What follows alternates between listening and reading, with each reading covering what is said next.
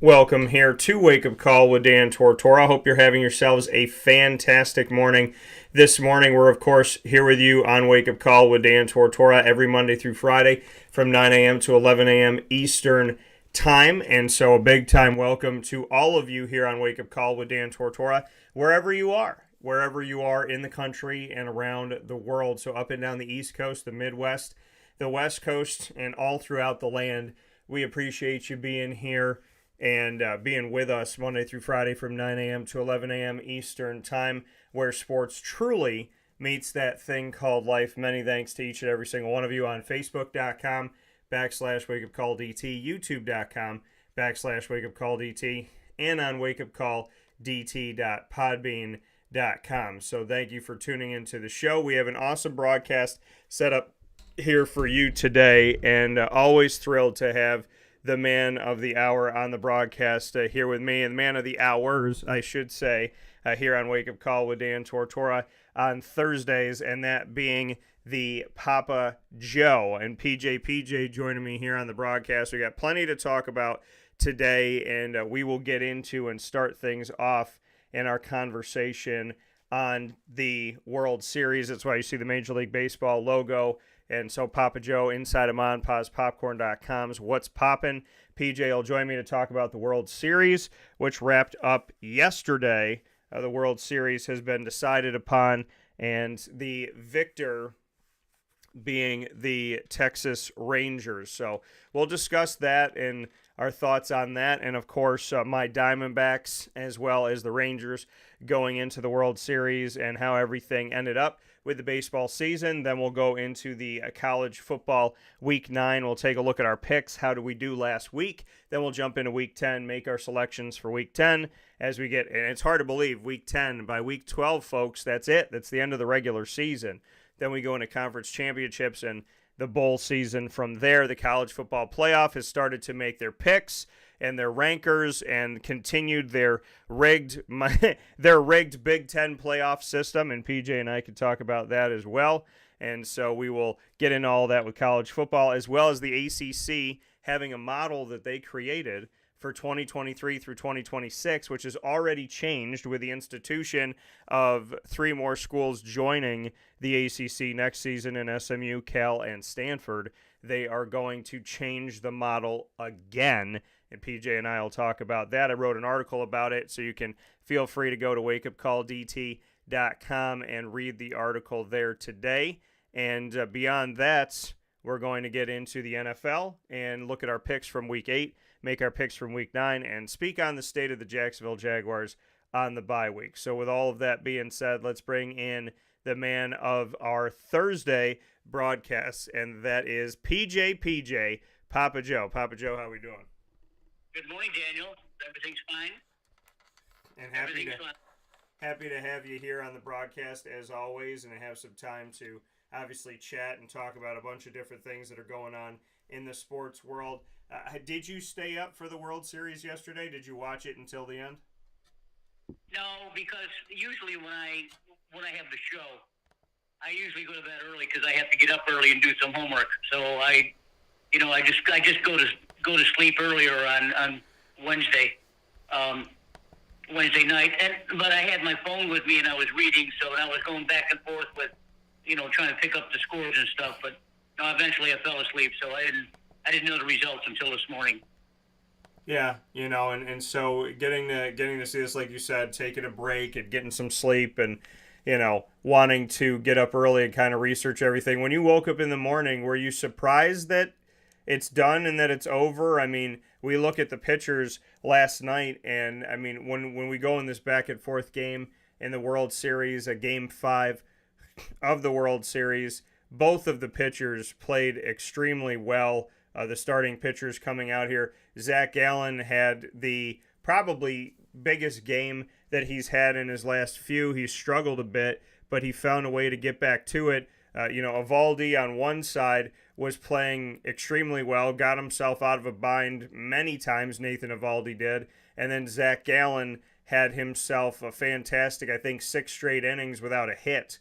So what did you think about the pitching that led this game to a 0-0 late in the game with just a few innings left to go, both of these starting pitchers were not only still in, but they hadn't allowed anything. Yeah, right. I noticed that after a couple innings that Zach was pitching well, and Evaldi is they call Evaldi big game Nate, and for a reason. He didn't have his best stuff. He threw a lot of pitches. He walked 5 guys. Arizona just didn't. Arizona left 11 runners on base. You can't do that. But big guys like Evaldi pitch well in big games, and that's what you could say about Seager. I mean, these guys are big-time players. Now, on the Arizona side, Gallen did exactly what he was supposed to do.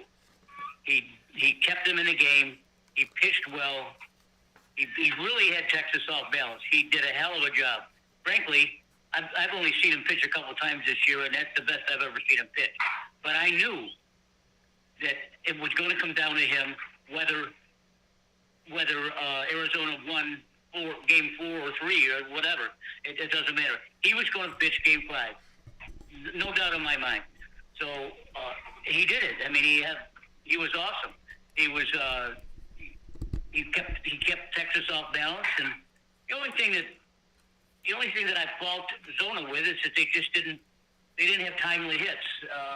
And when you face a big time pitcher like say Jacob DeGrom or someone like that, Evaldi he's in that league. I mean, you got to hit these guys early, and you got to get them out.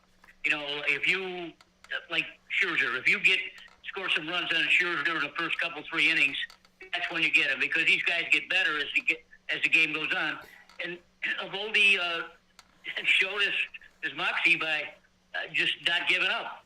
So both pitchers were extremely entertaining to watch or listen to, I should say, in my case. And I knew that Gallen was going to come through. So it is what it is. I mean, Texas just played better ball, and I think Arizona maybe in the future will sort of retweak their lineup for next year. I think they need some big boppers. They play small ball a lot, which is fine. Hit, runs, sacrifices, things like that, which is okay. But every once in a while, you got to have a big bopper, and Texas got boppers. You know that. So if they can find a way, maybe in their system somewhere to come up with a couple guys that can hit the long balls, or maybe trade for someone, I think they'll be better off next year. Yeah, I mean, the Arizona Diamondbacks, and you talked about it before, Corey Seager to you being the American League MVP, and, seeing everything that he's done, in your opinion, saying that, he's your MVP, and knowing that obviously so many people pay attention to Shohei Ohtani, but I said it to my dad. I said, if not for Shohei, we're talking about Corey Seager. I mean, look at what he's done, look at how he's played, look at the level that he's been at for what he's put together this season. He's been a fantastic player, and that's the reality. He's been such a good player for them, and he was that big bat. He was that opportunity that every time he came up to the plate, he was dangerous. Every time that they gave him an opportunity, you didn't know what was going to come of it, but you prepared yourself. And how many times he hit that ball and he sent it close to the wall, deep to the outfield. It was like every single time he got a hit, more often than not, he was going over the fence or right toward the fence. And, you've given him a lot of credit. You've spoken very highly of him. And, you've thought a lot of things of Corey Seager. Coming off of the fact that they just won the World Series, what are your thoughts on Corey Seager now? Based on everything that you had before, do you look at him now even more so and see him as an MVP? I mean, how do you view Corey Seager and what he's put together? I've been a Seager fan for a long time, even when he was playing with the Dodgers. He was the MVP of that World Series that the Dodgers won. Look, Corey Seager is a big money player. He's a tough out. Let's put it that way. He's a real tough out. Now, when you talk about a guy like Seager, he faced 3 different Arizona pitchers, and he hit a home run off of 3 different pitches. He hit a home run off a fastball, a changeup, and a slider. Not a lot of guys in this league can do that. Corey Seager, big time. When Texas floundered a couple years ago when they lost 102 games, the management decided, hey, listen, we need better players, so I'm going to go out and spend some money. So they go get the best 1-2 combination in baseball, Marcus Semien and Corey Seager, and those 2 guys at the beginning of the lineup can really set the table for the big boppers coming through. And then they got Eovaldi for big money. Sometimes you got to spend money in this game, and sometimes you do. Like the Mets spent a lot of money, got nothing. Right. They got 2 Hall of Fame pitchers, they got nothing. Now, Scherzer, I was expecting actually to probably pitch Game 7 if it went that way. But since he got hurt, that's out. So I think the Rangers probably are lucky that they got through in 5 games because they're other than Montgomery, they have to pitch by committee too, which is something that Cavallo did not want to do from Arizona. He did not want to have to do that, but he did when he had 6 or 7 pitchers. The game before that, when Arizona scored 10 runs and unanswered runs. Managers don't like to be put in that position, but Cavallo is one of these new guys. He likes analytics and all this other kind of junk, instead of going with his heart and going with his feelings. Who can give me the best deal? Who can give me the best 5 or 6 innings? He doesn't manage that way. So next year he'll maybe alter his thinking a little bit, and because Gallen's going to be their stud for as many years as he wants to be there. He's their big name pitcher. He's the one that's going to get outs in certain situations. Going back to Seager, I wonder, all those pundits out there that still seem to think that Ohtani is the most valuable player in the American League, I wonder what they're thinking now, because they probably already put their vote in. When I look at, I'm an old-time guy. I'm a baseball guy. I know baseball inside and out. I know that these players are supposed to be players, not pitchers or hitters. Baseball players. That's why it's called most valuable player. We can get in arguments about that all the time. I'm sure people will be yelling at me for the next hour, probably on your show. But that's the way I feel. And that's when you have a player like Seager, who's already demonstrated in another league how good he is. Then he comes over to this team and he sets the world on fire. And he's a tough out, and he's a sensational player. You got Marcus Semien at second base and him at shortstop. I don't know how many double plays they turned, but they sure turned a whole bunch. And those 2 guys are the meat of Texas's order. They got a good catcher. Sometimes you're supposed to say it's up the middle. Center field is okay. The catcher is a new guy, but the second and shortstop, nothing gets by those guys.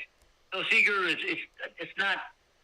He doesn't surprise me at all by the season he had, and he didn't surprise me with the World Series that he played. So I'm sure Arizona cringed when they had to face him from time to time.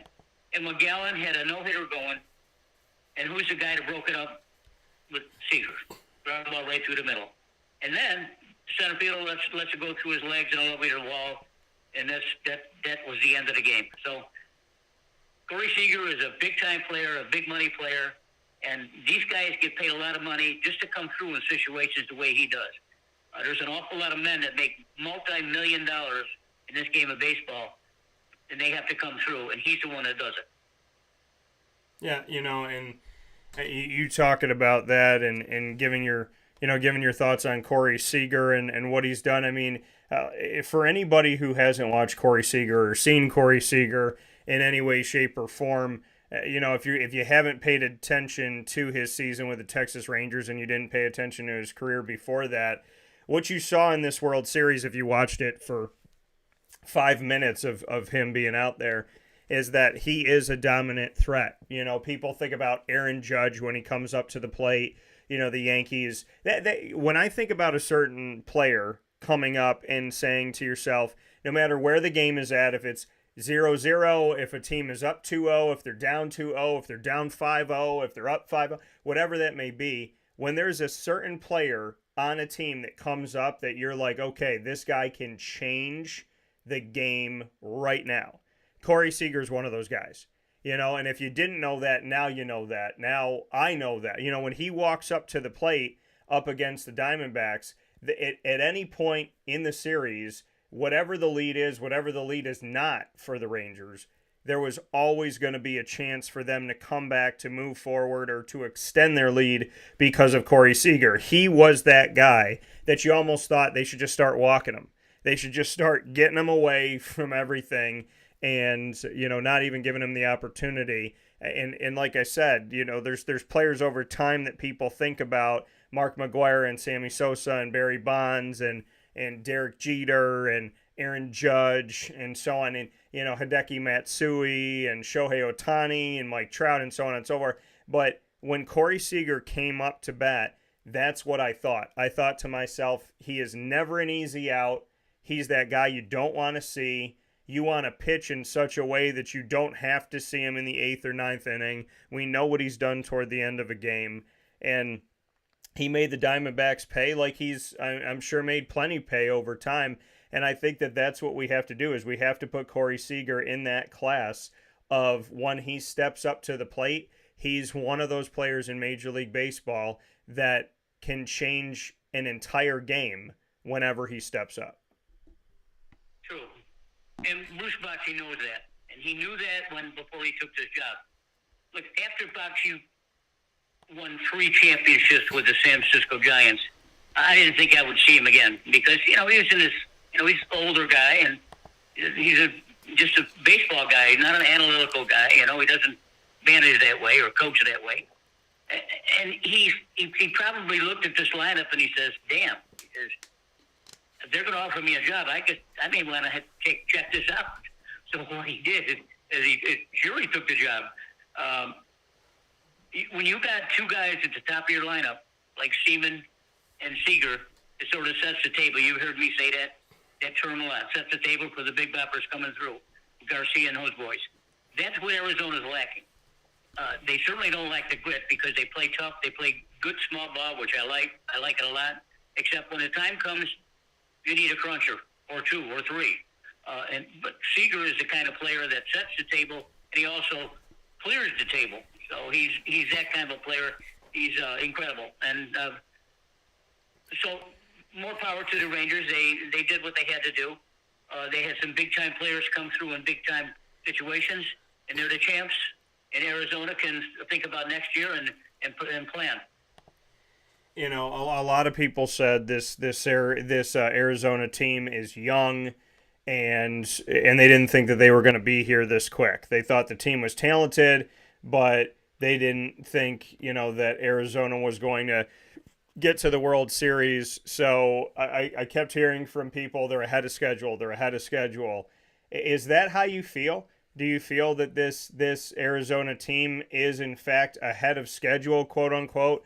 I mean, I don't like the moniker, but I understand I understand what they're saying. Do you believe that? Do you believe that this Arizona team, as young as it is, with all the talent that it has, that they are ahead of schedule, and that this is a team that can grow and learn from this experience of getting here and come back? I mean, do you see this Arizona team getting back to the World Series? Oh, that's a tough question to answer, Daniel. It's because and I say that with respect because they're in a hell of a fix. They're in the same league as the Dodgers and the Braves. Those 2 teams were the best teams in baseball this year. No one can argue that they were the best teams in baseball. However, they spit the bit and they didn't play in big time situations. They just didn't do it. Arizona took advantage of that. I think that Arizona certainly can stay competitive. You heard me say recently that they need some sluggers, maybe some guys to fill in here and there in their lineup. They got a young lineup. Corbin Carroll is one of the best young players I've seen come through the league in the last 5 years. I compare him to the Bobby Witt kid from Kansas City. Big, tall, rangy guys that can play anywhere and hit the heck out of the ball. Carroll is the one they're going to be riding through. I think that Carroll's got to stay healthy. He's probably got to beef up a little bit, but he's certainly an exciting player. He hits well. He hits great. Feels well. runs well, steals bases. Arizona's not hurt at all. They're not hurt. The only problem I see is in order to be competitive against the Dodgers and San Diego, frankly, for next year, they're going to have to look at their lineup and say, we need such and such and such. I'm not saying who they need. I'm just saying what they need. And if that's the case, then they need to start thinking about that over the hot stove league, is what we call it, over the winter, and come up with something. Maybe they can get a good designated hitter come through or something. But they certainly aren't lacking grit. They got a good manager. Don't know much about Lovello. I believe Lovello played. I'm not sure, but he's one of the newer guys, the newer analytical guys. So, pitching wise, I think they're in pretty good shape. The bullpen is in good shape. Maybe another starter would help them. But look at Arizona played well. They beat the big guys. They beat my Brewers. Hell, and I didn't think that the Brewers could beat them anyway. I told you on them technically. I didn't like the Brewers playing Arizona. I thought Arizona would beat them easy, and they did. So the Brewers got now they're going to lose their manager over at Milwaukee. So Arizona's got a good future. So they'll address their problems or what they perceive to be their problems in their holes over the winter and see what they come up with. I just don't want to see them trade away good draft picks or good young players just to bring in some aging slugger. I hate to see that. If you got good young players in your situation and in your farm system, you keep them. You keep them and you play them. Just like with the Yankees. Next year if they play 5 rookies, doesn't surprise me at all. Don't give away your farm system at all. Yeah, no, and I agree with that. And the old Yankees wouldn't have done that. The old Yankees would have given up their entire farm system, paid. I always joke that the Yankees would get someone in their farm system, trade them away at 19 years old, and then once the player got better for another team, they would go and overpay for that same player that they had for $12. Now they're paying millions of dollars to that player years and years later when that player's been in the league for some time. So, I mean, that was the Yankees, right? You buy the talent that has gotten to a certain point instead of grooming that talent and getting that talent prepared. And, so, I mean, with the Diamondbacks, there's a lot of youth, right? There's a lot of youth on that team. There's a lot of young guys and great opportunities. I mean, Corbin Carroll, for goodness sakes, is a rookie and 23 years old. So, I mean, just awesome. Torey Lovello, pardon me, the manager of the Arizona Diamondbacks. You asked if he played. He did. He appeared in 303 Major League Baseball games, including 133 at second base and 67 each at first base and third base. He batted .224 with 15 home runs, 60 runs batted in. And do want to let everybody know, Torey Lovello, the manager of the Diamondbacks, in his playing career, he played for the Detroit Tigers, the New York Yankees. He also played for the California Angels at the time. They were California Angels, the Anaheim Angels, the Los Angeles Angels of Anaheim, which made no sense. And so he did play for the Angels, played for the Seattle Mariners, and played for the Oakland Athletics, the Cleveland Indians, and the last team that he played for in 1999, the Philadelphia Phillies. So very interesting here, his career. So he went up against the team and defeated the team. That was the last team he played for. So defeated them as a manager and played for them in 99. For the Phillies, played 17 games for the Philadelphia Phillies. So that's the history of Torey Lovello, the manager of the Diamondbacks. What type of job did he do this year, PJ? If you had to assess him as a manager, Torey Lovello of the Arizona Diamondbacks, how did he do this year? He did a good job. He knew what he had, and he knew, with younger guys, you got to be real careful too, because younger guys are brittle. You can insult them, or you can talk to them a different way, and they'll be offended. They're not hardened veterans, like what Texas has got. He knows how to do that, and there was a reason why I didn't know that Lovello was a player, because he really didn't do much. conceded he didn't hit very well, and he played for a bunch of teams, which he was just a spare guy. But along the way, he was probably third base coach, bullpen coach, bench coach, so he got to know the game. You don't become a manager in the major leagues by accident. The problem that I've had with guys getting manager jobs is that they're coming from the field right to the booth. And, I understand the good players in the late 30s and early 40s. They're good baseball people, and, they're gravitating to this analytical junk. And they probably deserve to be where they are. But it's a very difficult job to get, and it's even more difficult to keep your job. Now, Lovello is going to be, I don't know what kind of relationship he has with his front office or his owners, but he's going to sit down over the winter, and he's going to say, listen, we achieved what we wanted to. We knocked over some big-time teams. We almost made it, but this is what I need going forward. This is what I want you to get for Arizona next year. So if he can say that, if he has that kind of relationship, that he can say it, and he can get away with it. Now, of course, he's going to have to be held accountable for it. Now, do you change a team that excelled so much in the late season? You probably don't want to do that, but he knows what he needs, and he'll figure out what he needs. If there's some guys out there that he's met over the years in baseball, for sure, he's probably been in the league probably over 20 years. He's got some guys in mind, I think, that would help the team. They got a good farm system. Carroll, as you mentioned, is only 23 years old. He's a rookie, sensational player. I love to watch the kids play. I'm glad I got the MLB package, and he always gets for me, because I don't get to see these Western teams play that much. I'm a big Angels fan, of course, and I did pull the Angels in most of the time when I was watching. But to watch Seattle or San Francisco or San Diego or Arizona, they're never on regular TV unless you want to stay up late. Well, even with an MLB package, you still got to stay up late. So I do my best I can with that. But Lovello did a good job. He's got a really good team, and he should be proud of what they did. And I noticed that there was a picture of him standing in a dugout, just staring out at the Rangers.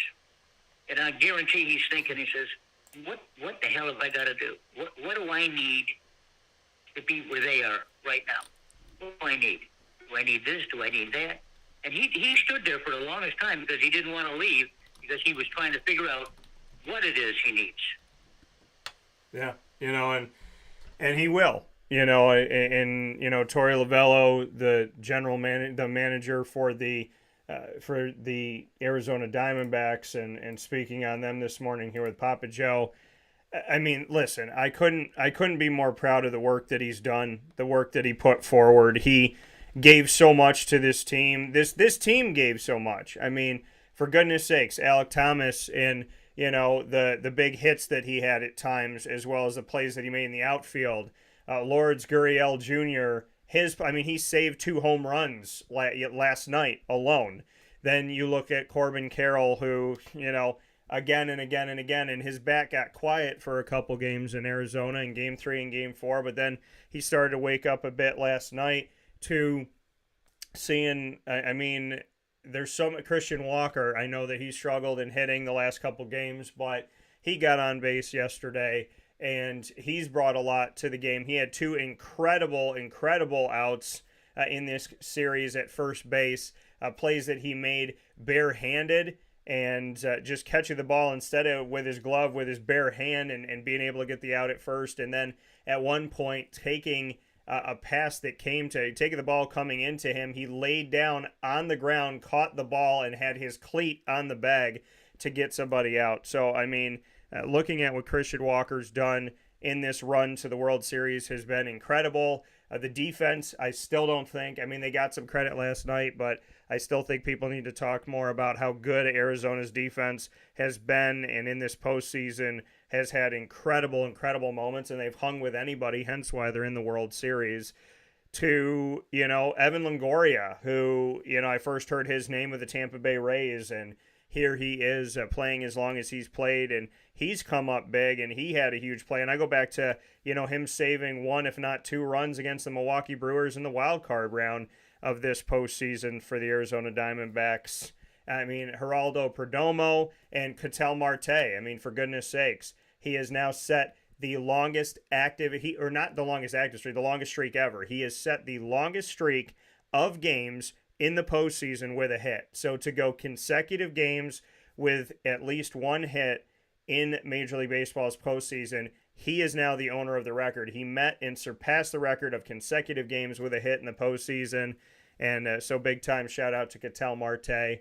And I mean, and then I look at the pitching, and so many people talk about Zach Gallen, but I was most impressed in this series, especially with Merrill Kelly. And then Brandon Pfaadt and everything that he's done. He's a rookie. And, he had two massive games, one against the Dodgers and one against the Phillies. So when people look at it and say, okay, in game 3, he struggled a bit against the Rangers, I turn around and say, I mean, this dude is a rookie. This dude gets called up and gets an opportunity to play in the World Series. Look at how well he did. Ginkel, as well as, I mean, I think there's a lot of good pieces in the pitching. I like Mantiply, but ultimately they're going to have to find another pitcher in their rotation. They're going to have to find somebody else to step up. Maybe it's one of the guys on the team that they extend more to, right? Maybe, they call the guy the closer before the closer, Thompson. Maybe you work him into the middle. Maybe you make Mantiply a starter. You give him more time. Maybe Nelson steps up. Somebody's got to step up, or maybe you go and get somebody. But the way that they've run these series that they've had in the postseason is game 1 is Gallen, game 2 is Kelly, game 3 is Pfaadt, and then game 4 is a plethora of pitchers where you're throwing 7-8 guys at whoever you're playing. You're bringing this guy for an inning and a half, this guy in for 2 innings, but there's a couple pitchers that they have that really struggled, and it'll be interesting to see what they do to kind of assess that situation. But I think going out and finding another pitcher that you could put in a game 4 without having to use the rest of your bullpen would be a smart thing to do. And then also seeing what they're going to hold on to. But I think they're young talent. I think they're outfield, they're infield. They're obviously their catcher Moreno has been fantastic. That guy got hit in the head. He got hit in the hand. He went through so many different things over this postseason, and we always saw him out there. So, I mean, the man's durable. He's like our Terminator. And so I would say that there's a ton of talent on this team in all different places. There's good pitching, there's good defense, and there's good bats. I think they need a little bit more help in the bats and going out and finding somebody or bringing somebody up. And remember, they still have prospects and guys that they have signed onto this team, like Lawler, that you didn't see here in the World Series. So there's hope for the future of what the Diamondbacks already have, what they could get. But I think that they definitely need to assess pitching because the bullpen in certain areas had some weaknesses. And I hope that they could shore that up because the Rangers obviously showed that when they dug deeper into their bullpen, they had more talent. At least at this time, they had a tougher out in their bullpen than the Diamondbacks did. And as my dad said, look at the Rangers bullpen, look at the Diamondbacks bullpen. The Rangers consistently throwing more strikes, the Diamondbacks throwing more balls, putting guys on base. And if they didn't put that guy on base on a walk again, early on in the series in game 1, then when Corey Seager hits the home run in the bottom of the 9th, it doesn't mean anything because it wouldn't have tied the game. It would have made it 2-1. So I think the Diamondbacks can look to the Rangers bullpen and Lovello can look to the bullpen and say, we need a little more help in order to get us out of some binds. And they had a lot of good pitching, and Kelly stepped up, and of course Pfaadt, as like I said, but they need more down the stretch that they can rely on because the game 4s were really difficult at times for the Diamondbacks because they didn't have that one guy or two guys left in the bullpen to extend out many innings, and I think that that's probably the biggest glaring issue that I saw. That's true. So the winter will be a long, hard one for them. But it's up to Lovello and his management staff to come up with the areas. But I think Lovello will probably just take some time by himself. This is what I would do if I was a manager. Take some time myself, analyze everything that they've done, actually put a pencil to it all, scribble it on paper, whatever, use your computer, make it little graphs and stuff like that, and come up with it and say, we did a hell of a job, but we need more. So, and they'll come up with more. And I hate to be redundant, but I don't want to see them trade away good young players or good pitchers for a proven talent. I don't want to see that. Yeah. They have to be aggressive to go out and get some guys. Texas was aggressive when they went out and got Marcus Seaman and Corey Seager. There's no trade there. Those guys were free agents. And look, at Marcus Seaman was almost the most valuable player a couple of years ago when he played for Toronto. I mean, he's a great player. And Seager, you heard me talk about him, and his history is better. So I think Lovello will do exactly that. I think he should close himself up for a couple of weeks and don't even talk on the phone with anyone. Just conquer down and say, I need this and this and this and this and this. So that's what Bobby Cox used to do when he was the manager of the Atlanta. He would take the off season, he'd go fishing or hunting or something like that by himself, mess around, and say, I got to do this, I got to do this, I got to do that. You're right. We're talking about pitching for Arizona, and you're correct in saying they need something.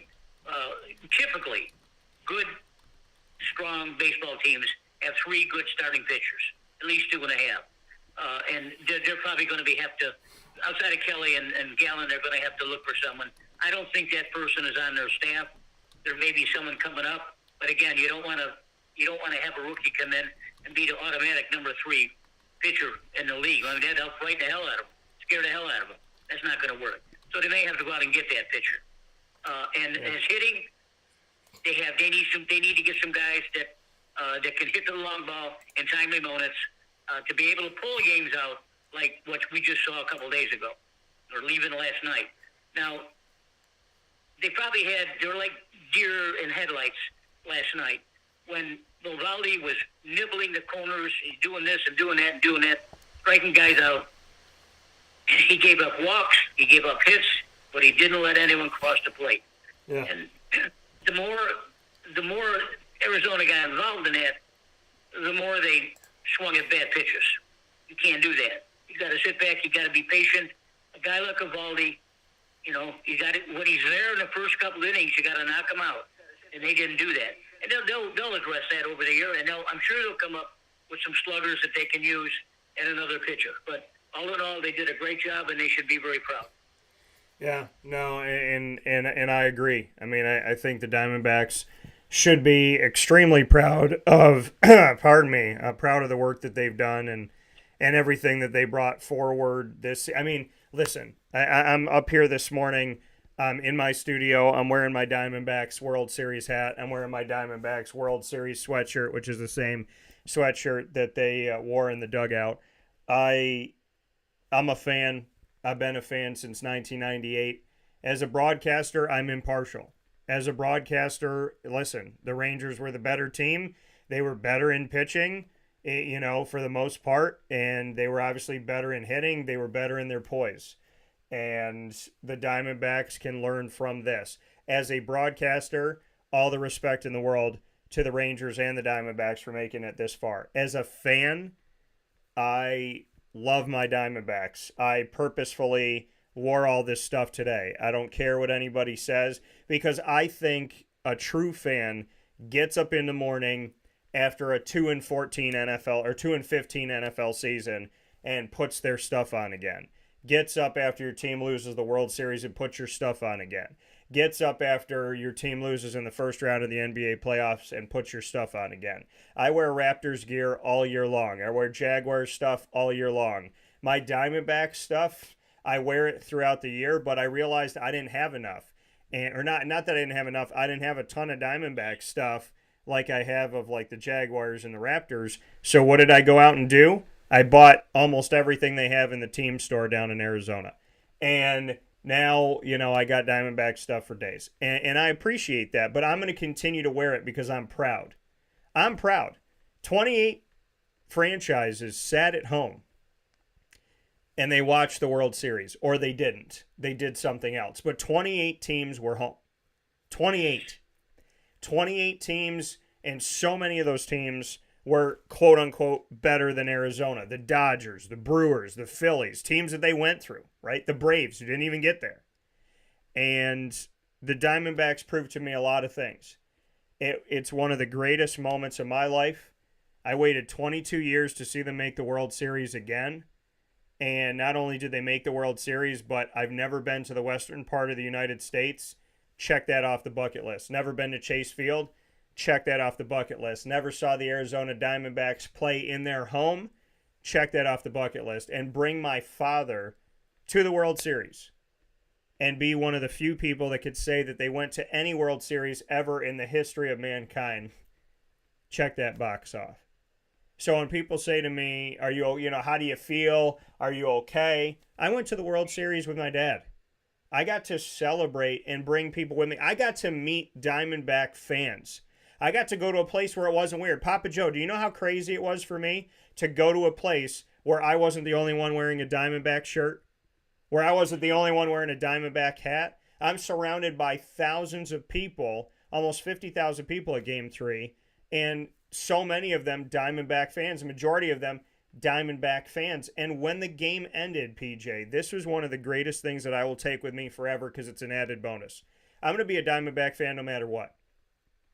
But to be a Diamondback fan and be walking out of Chase Field and going down the staircase with my dad and having Diamondback fans chanting after they lost,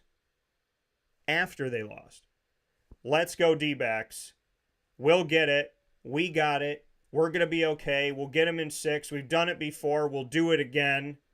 That's what they were saying. They weren't booing their team. They weren't swearing. They weren't saying we suck. They weren't saying it's over. They weren't saying why even show up tomorrow. Those fans were loud. They were excited. My mom said, she goes, I watched Game 3. I couldn't even hear the announcers. And then they said when they went into Game 5 that the experience of Game 4 was so loud. And then you could hear all the fans in Game 5. We did not sit down until the final out in Game 3. When they were down 3-1, people didn't give up in that arena. They rallied their towels. They stood up. They cheered. They yelled. They said, let's go D-backs. You didn't have to beg Diamondback fans to be there. So if I learned anything in my trip to Arizona, I learned that Arizona Diamondback fans are loyal, they are proud, and they never give up on their team. And darn it, if that doesn't make me even more proud to be a Diamondback supporter. That's good. One thing we have not touched on in this conversation here is this is the first World Series that Texas has ever won. Yes. In 62 years. 62 years. They never had a World Series team win. So both of these teams didn't figure to be here. So, but they got here and we saw some good ball. Texas in the first time in 62 years, Diamondbacks in 22 years. So let's leave it at that. Yeah, and like you said it, over 60 years, the Texas Rangers have been in existence, and they have never won a World Series until now. How crazy is that? The Diamondbacks haven't been around for 30 years, not even half the time as the Rangers. So, congratulations. And I can't even believe that. And I was thinking that. I was like, I got to ask PJ that in the morning. Like, aren't you surprised to hear that? I feel like when you see the Texas Rangers and you think about the Texas Rangers, in your brain, they won a World Series. Like, in my head, I'm like, nah, they've won a World Series before. That must be a typo. No. They had never won a World Series until last night. So congratulations to the Texas Rangers. Corey Seager, like I said to my dad, if there's no Shohei Ohtani in the American League, he would have ran away with the MVP. Corey Seager, fantastic. Their pitching staff was superb in this series. Their bats were there. Garcia, who I'm sad he didn't get to, listen, and people say, why were you sad that he didn't get to play toward the end of the series? Because you respect the people that play, right? You respect the people that went out there and did their job and did what they needed to do. He was an extremely tough out. He's the reason why they lost Game 1, which they should have won. They should have been able to close that out, the Arizona Diamondbacks, and they lost it because of Garcia. And I'm sad that he didn't get to finish out the series, but tremendous respect for him. Aroldis Chapman, Josh Jung, obviously there other Marcus Semien. We have to mention how he woke up in the World Series and did what he did. Jankowski, who stepped in, Travis Jankowski, who played the way that he played when he had to come out there and had to help the team due to the injury to Garcia. So, the Texas Rangers, wonderful season, fantastic competition. The Arizona Diamondbacks, wonderful season, fantastic competition. The Diamondbacks have won a World Series. The Rangers have now won a World Series. So, does this hurt? Yes. Is it going to be easy for me to see a Texas Rangers logo anywhere? No. Does it hurt? Of course it hurts. But, I was 16 years old the last time the Diamondbacks made it to the World Series. I'm 38. And to be able to see it, experience it, go there with my dad, be around fans, be in Arizona, which is just a wonderful, Phoenix it was a wonderful experience. Even the airport, when they had the departures and the arrivals, they colored them red and black. They put the Arizona logo on the airport arrivals and departures and said, "Congratulations, Diamondbacks," which I've never seen an airport do for any team. So everybody got involved. The experience was great. Seeing the mountains was great. The weather was blue skies, clear all day long, and there was a breeze. The food was fantastic. I have no complaints of Arizona, of Phoenix, of Chase Field, of the Diamondbacks. I'm grateful that I got to experience this. I'm grateful that I got to have this moment. And, I'm just so proud of Arizona for getting here and doing this. And did I wake up this morning and did it hurt a little bit? Yeah, of course it did. But did I wake up this morning saying my team made the World Series? There's teams that can say that they've never made a World Series. So, I will always be grateful for this, grateful for the time with my dad, grateful for the experience watching it with you, PJ, and with Joey and Mary. Grateful that Mary gave me a tablet when they were trying to make the playoffs and you refused to watch the Diamondbacks, and Mary gave me her iPad and I watched it on her iPad. So shout out to MT, who was a believer before PJ. And, to experience this whole thing has been a great moment. My mom watching it, Lily watched games with me as well.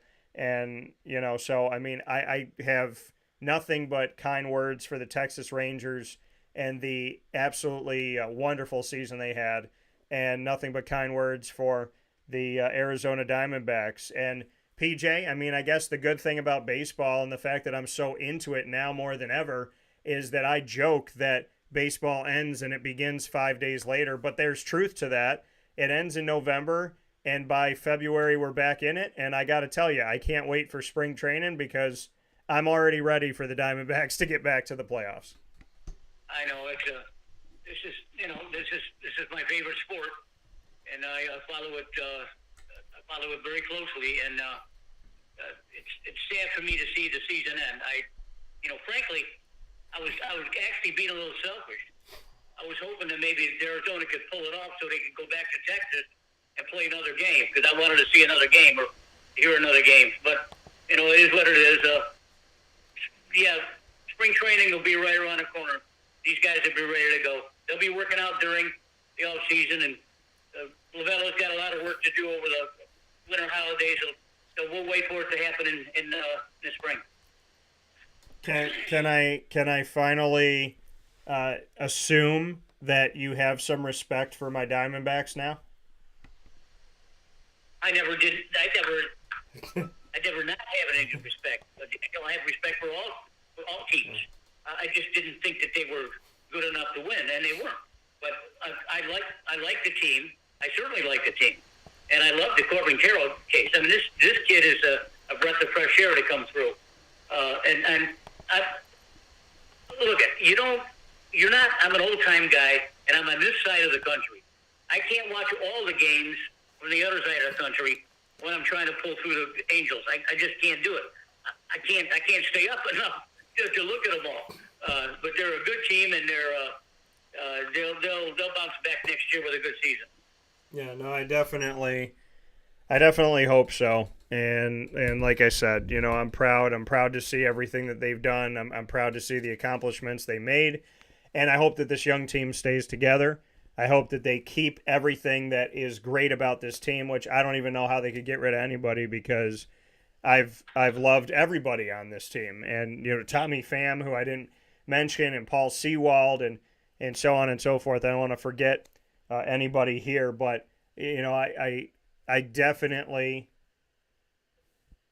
I think I would say it's easy to say I'm still speechless that they made it and that I got to go see them, and I'm honored and I'm privileged for that, and I'm thankful to God for that, and I'm thankful to the Arizona Diamondbacks for that, and and now I could say I took a flight that was it was 2,342 miles, and or in other words, a Big Ten regular season game, because that's what they're going to have now when Penn State is going and playing up against Oregon and so on and so forth. But happy to be out there, happy to experience it, happy to see it, and I can't say that I'm angry, because I'm not. One of two teams that makes it to the end is your team, and the Texas Rangers, they were just better. Their pitching staff was better, their hitters were better, and they played one hell of a series, and I have nothing but compliments for both teams. It was wonderful. I love watching it. And PJ, I got to give you credit. I mean, you and I have talked about a lot of things over the years. We've built up our relationship. You're another dad to me. We've spent the better part of the last 8 years together and face to face, and we've sat at the table and we've had so many conversations, and I have to give you credit.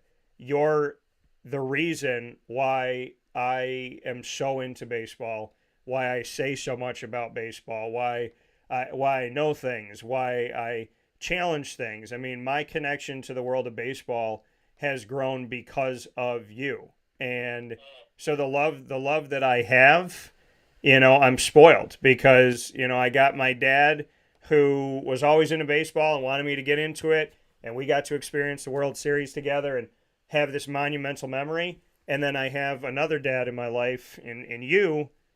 And you helped me to appreciate baseball more, to appreciate the moment.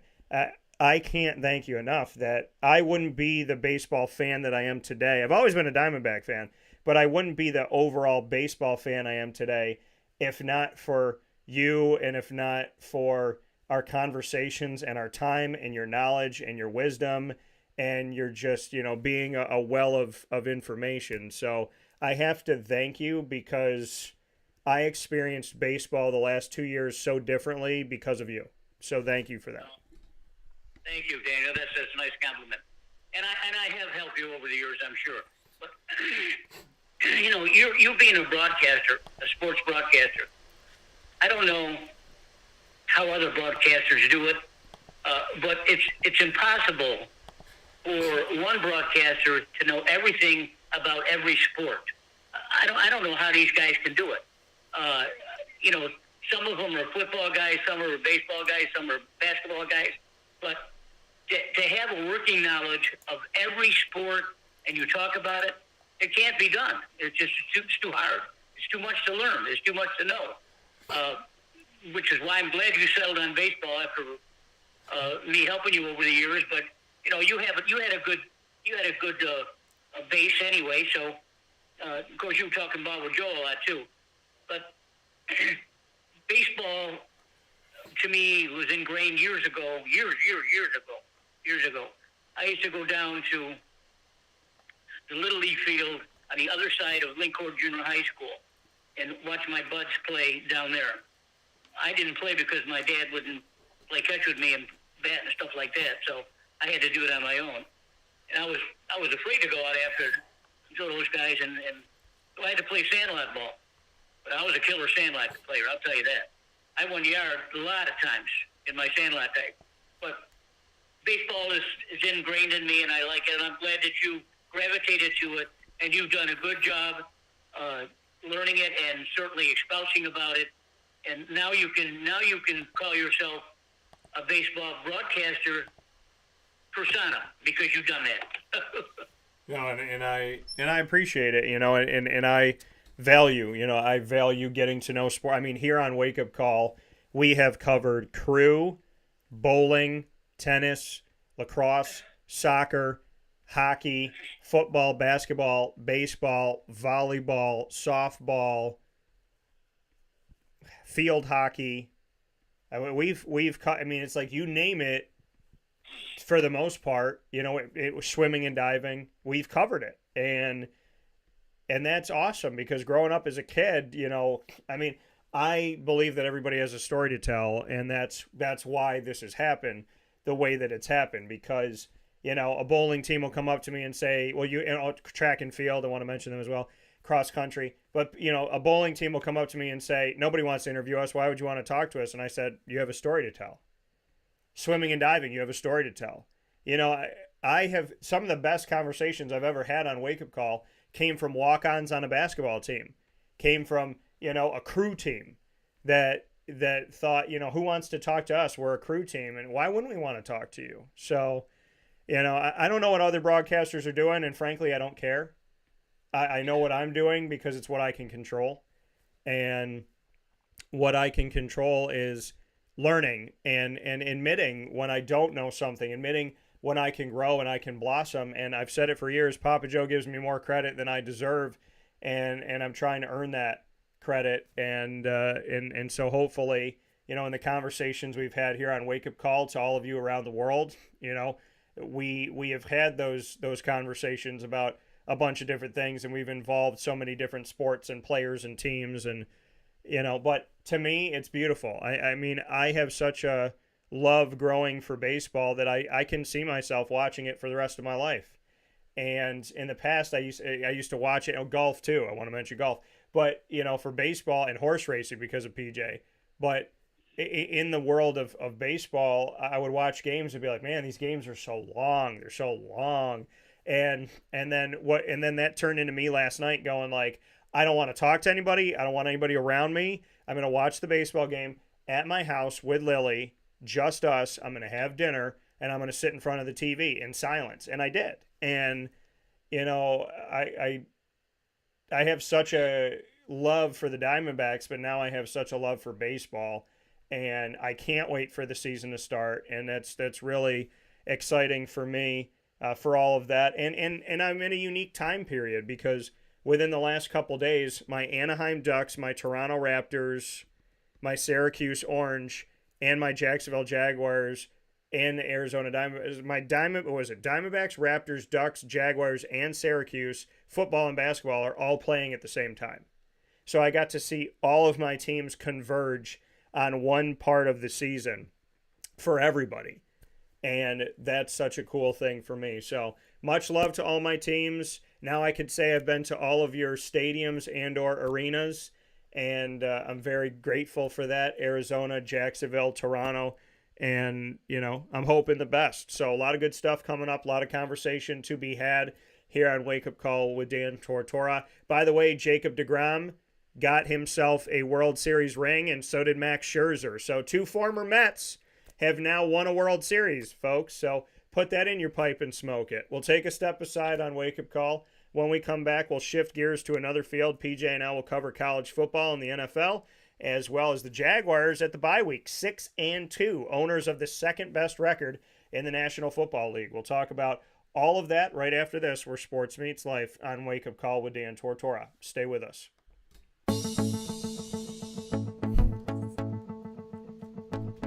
Avicoli's, located on the corner of Route 57 and Wetzel Road in Liverpool, New York, has been your trusted neighbor for decades. Located just steps from Liverpool High School, we're happy to have the Liverpool Warriors on-site, on-location broadcast at Avicoli's through Wake Up Call with Dan Tortora every single month, featuring student athletes, coaches, and administration throughout the year from Liverpool High School. Head out to Avicoli's today on the corner of Route 57 and Wetzel Road in Liverpool, New York, open Tuesday Tuesday through Sunday for lunch, dinner, and drinks. We'd love to see you out there. And of course, you can call them at 315-622-5100 for takeout, delivery, and catering. That's 315-622-5100. And also find them on myavicollis.com. That's myavicollis.com.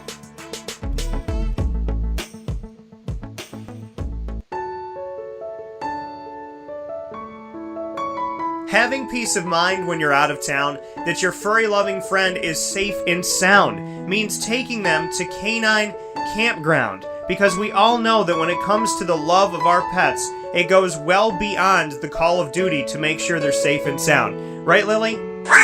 So take a ride to 242 Johnson Street in East Syracuse, New York, and see Canine Campground and where your dog will be staying, in the classic cabin, the executive cabin, the grand cabin, or of course the luxury cabin, because if you know Lily, you know she loves luxury. Now you don't have to wait to the last minute to find a family member or a friend that'll take your dog for a few days.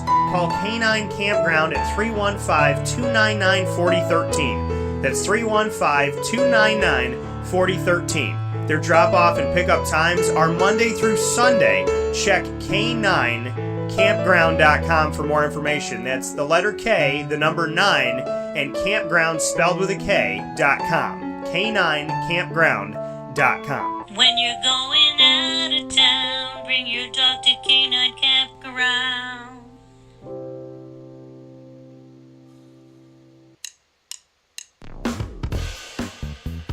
PB&J's Lunchbox, the food truck that you love finding all throughout Central and Upstate New York, now has a street-side cafe. So when you're craving their traditional favorites as well as their out-of-box amazing menu items, you can now head to 663 Old Liverpool Road in Liverpool, New York. Located just minutes from the highway, the Thruway, Destiny USA, and Onondaga Lake Parkway, PB&J's Lunchbox Street-Side Cafe is there for you Monday through Saturday from 9 a.m. to 7 p.m., serving breakfast, lunch, and dinner all throughout the day. Get breakfast for dinner, dinner for lunch, whatever you fancy, including their award-winning grilled peanut butter and jelly sandwich. Find them at 663 Old Liverpool Road in Liverpool, New York. PB&J's Lunchbox, where we love to know what's in your lunchbox.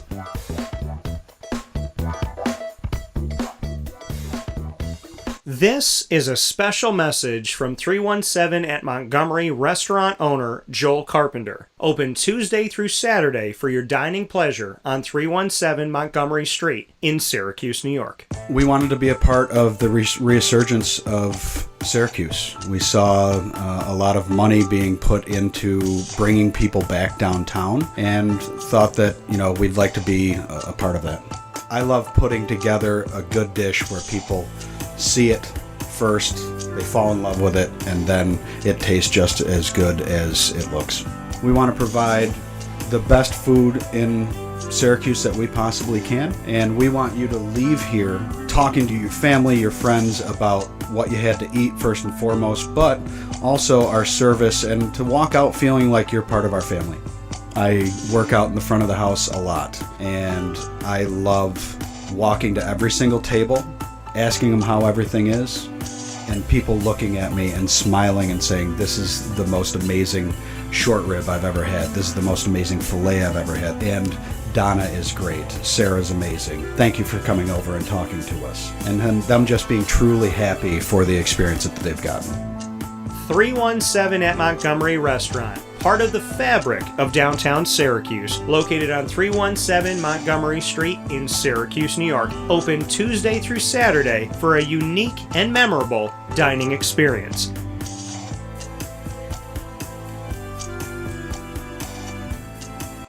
Welcome back here to Wake Up Call with Dan Tortora. Happy to be here with you every Monday through Friday from 9 a.m. to 11 a.m. Eastern Time. PJ and I here with you because it's Thursday. So Papa Joe joining me for our Thursday broadcast here for you worldwide on Facebook.com/WakeUpCallDT, YouTube.com/WakeUpCallDT, and on WakeUpCallDT.podbean.com. So however you're connected with the show, thank you so much for tuning in to the broadcast with us every single week. With that being said, it's time to talk about college football, which means it's my time to go off. I told PJ it's coming, and here we go. So, The college football rankings are out, folks. College football playoff rankings are out, and they have made a decision on who they consider to be the best teams. And spoiler alert, it's the same teams they pick every year. So let's get into it. Ohio State is ranked number 1 in the country by the College Football Playoff Selection Committee. Why? Because they always are. Let's talk about what they've done. Not much. Ohio State, this is, and you could go to any of my social media and you can look at their schedule yourself and make your own assessment. I took a picture of the schedule and put it out there for you to see the blasphemy to college football that this is. So, Ohio State is 6-0 against unranked teams. Should that make you first in the country? No, but they are. Now, beyond that, Penn State, who Ohio State defeated, was ranked 7th in the country when they were defeated by the Buckeyes. That Penn State team had beaten 5 unranked teams and a 24-ranked Iowa. So Penn State being ranked 7th in the country makes it look like Ohio State has a top 10 win.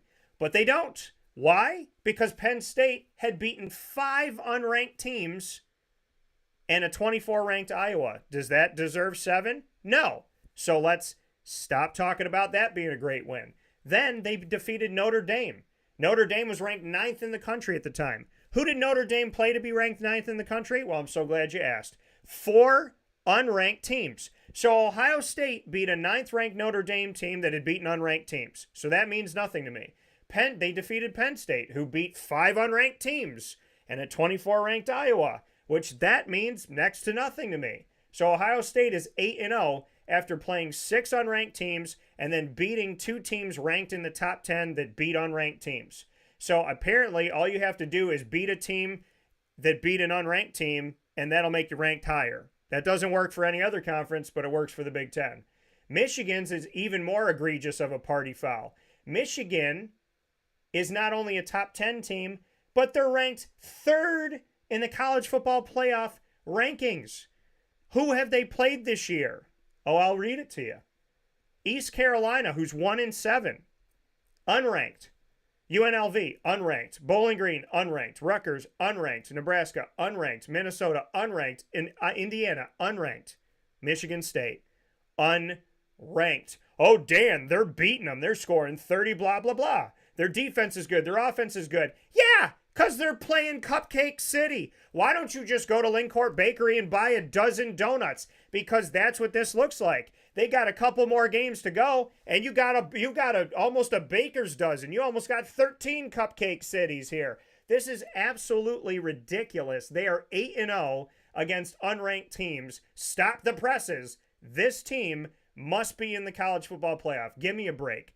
Call it the Big Ten Championship Part 2. Call it whatever you want to call it. But Michigan and Ohio State are in the college football playoff every single season after playing a bunch of unranked nada and then going into their conference. Listen, the Big Ten every single year has 3 teams ranked. Michigan, Ohio State, and Penn State. No matter what they do.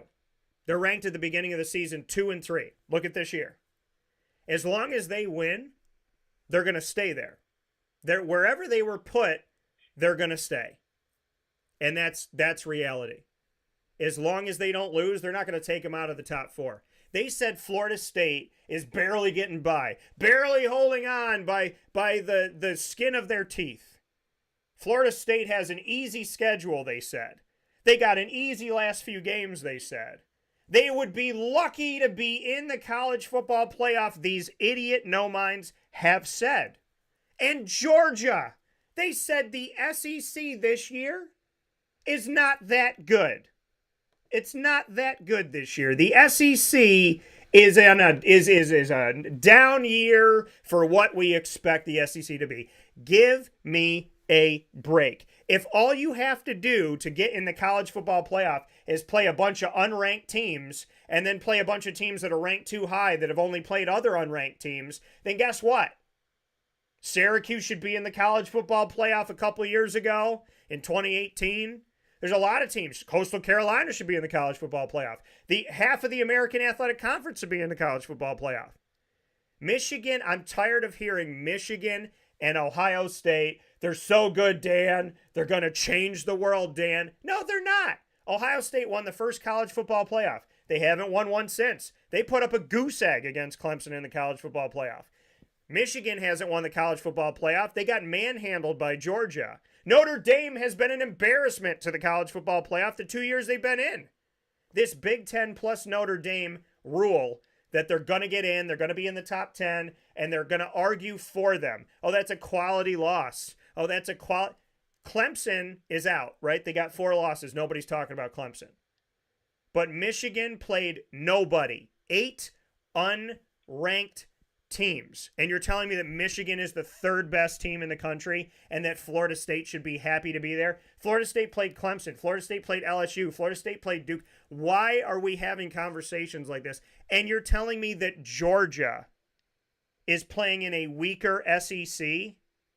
Why don't you just go to the College Football Playoff Committee meeting, unbutton your shirts and blouses, and show us your Big Ten t-shirts that are underneath? I'm done. Either call it the Big Ten Championship or play fair. But you got 2 teams that have done absolutely nothing of merit this season, and you have them as number 1 and number 3. College Football Playoff Committee, with all due respect, you should be ashamed of yourselves. PJ, your thoughts? I love when you do that. Because it's true. Look, I don't know what the football fans out there expect from the national perspective, but I think you're getting to the point where maybe the rest of the country is beginning to agree with you a little bit, because frankly, what you say is true, of course. But what the perception is about the SEC or Florida State, boy, I'm telling you, if Ohio State wants to play a home and home with FSU, go right ahead and try it. If they want to play a home and home, Michigan wants to play a home and home with Georgia, go ahead and try it. One of these teams is going to be in the playoff, Daniel, not 2 of them, because they got to play each other, don't they? I think, don't they play each other?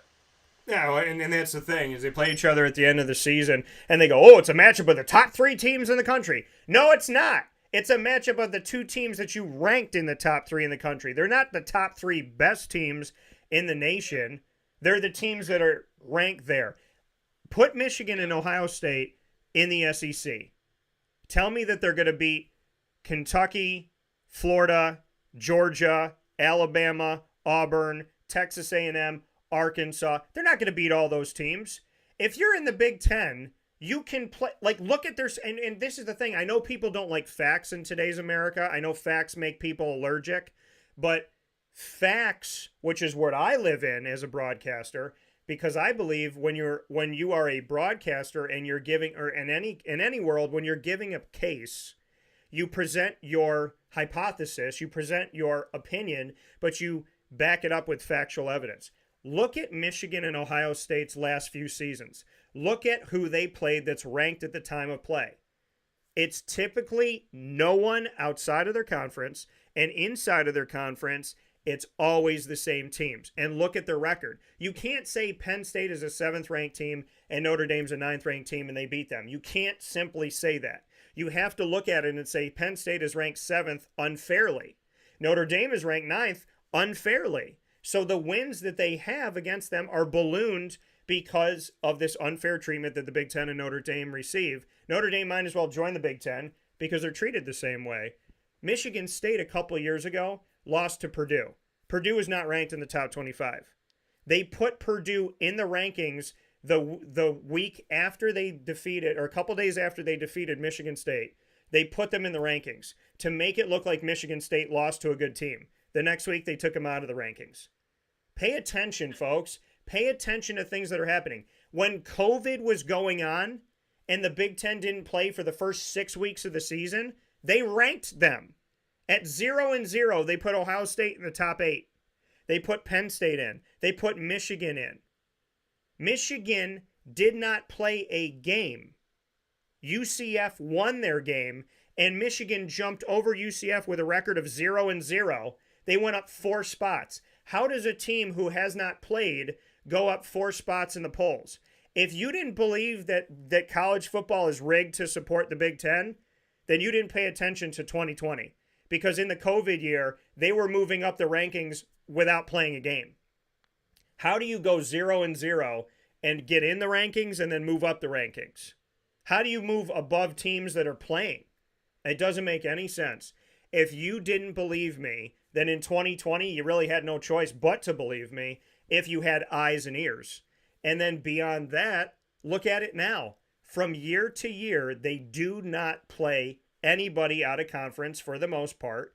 And then after that, they play the Big Ten, which is already going to be ranked high. So it looks like a good season. But in all actuality, the American Athletic, what do they tell them? You can't be in the college football playoff. You don't play ranked teams. The Big Ten doesn't play ranked teams.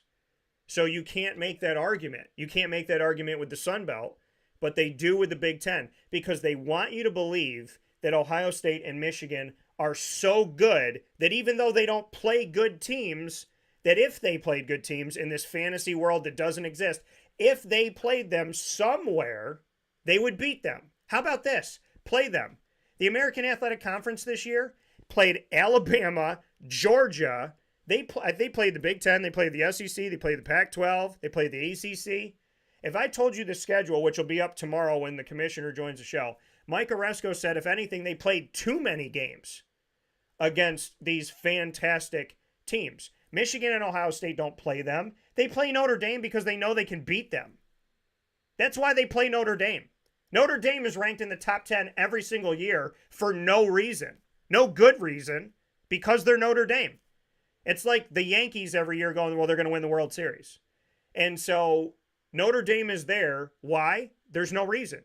You're ranked number 9 in the country. You had 4 unranked wins. What does that mean to me? Absolutely nothing. They almost lost to Duke. What would that have done? Probably not much of anything. There have been teams in the Big Ten, there are teams in the top 25 that lose to another team, and they stay above that team in the rankings. You have to pay attention, folks. I'm not taking this opinion because I hate the Big Ten. I don't hate or love the Big Ten. I treat the Big Ten impartially. I would say this about the Big Ten, the SEC, the ACC, the American, the Sun Belt, the Pac-12, it doesn't matter. When you have an unfair advantage, there's no point in playing the games. And that's how I feel about this season. Florida State, to me, is more battle-tested. Georgia's more battle-tested.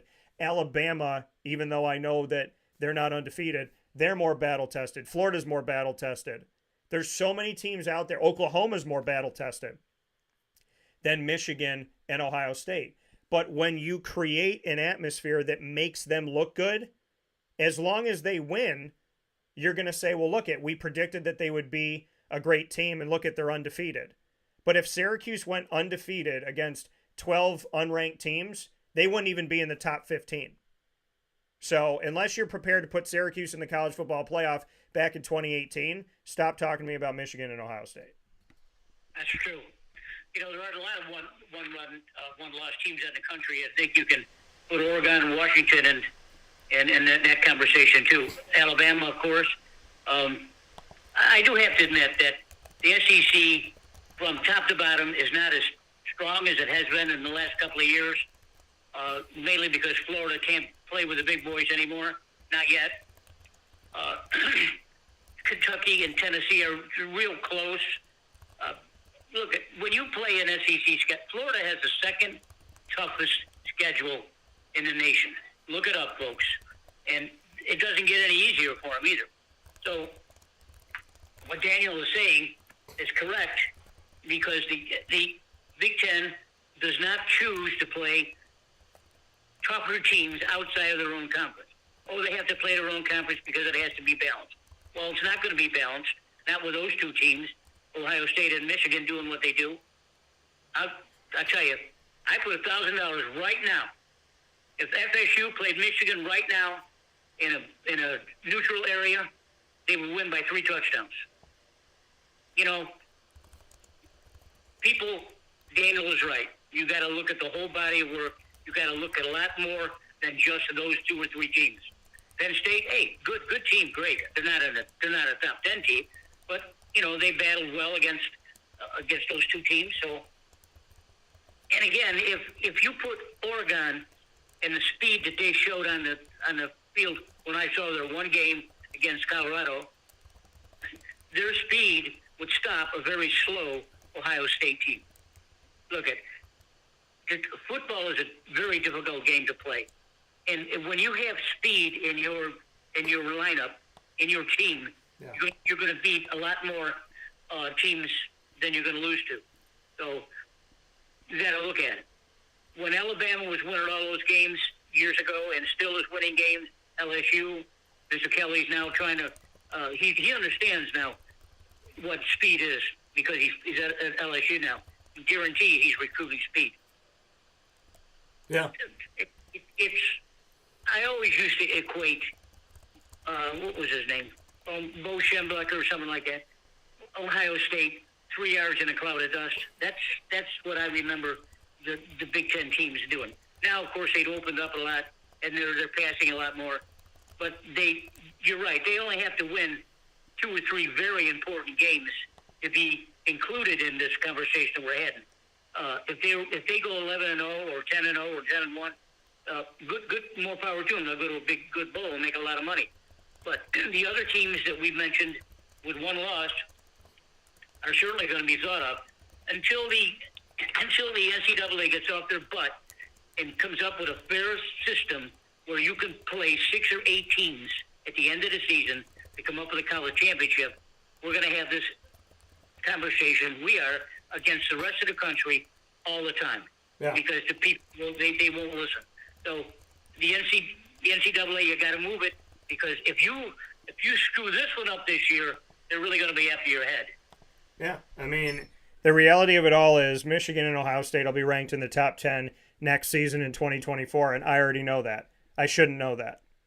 I shouldn't, but I know that already because it's rigged. So fix your system, or just call it the Big Ten Championship. Just call it Big Ten Championship Part 2. You either do it fair or you don't do it at all. That's how I look at it. So we got to run through these because we got to finish up here by 11 o'clock here with Papa Joe on the broadcast. So I know, because I'm running around today. So we got to make sure that we finish up here by 11. So let's jump into it. PJ and I picked 9 games last week in week 9, ironically. And so taking a look at our picks from last week and seeing how we fared in these games, let's go down the line here. So Florida State over Wake Forest, we had that one correct. So I'm going to go ahead and circle that here for us as we did have that one. So I'm going to go ahead and give us that credit here and give that a little circle. And so Florida State was right over Wake Forest.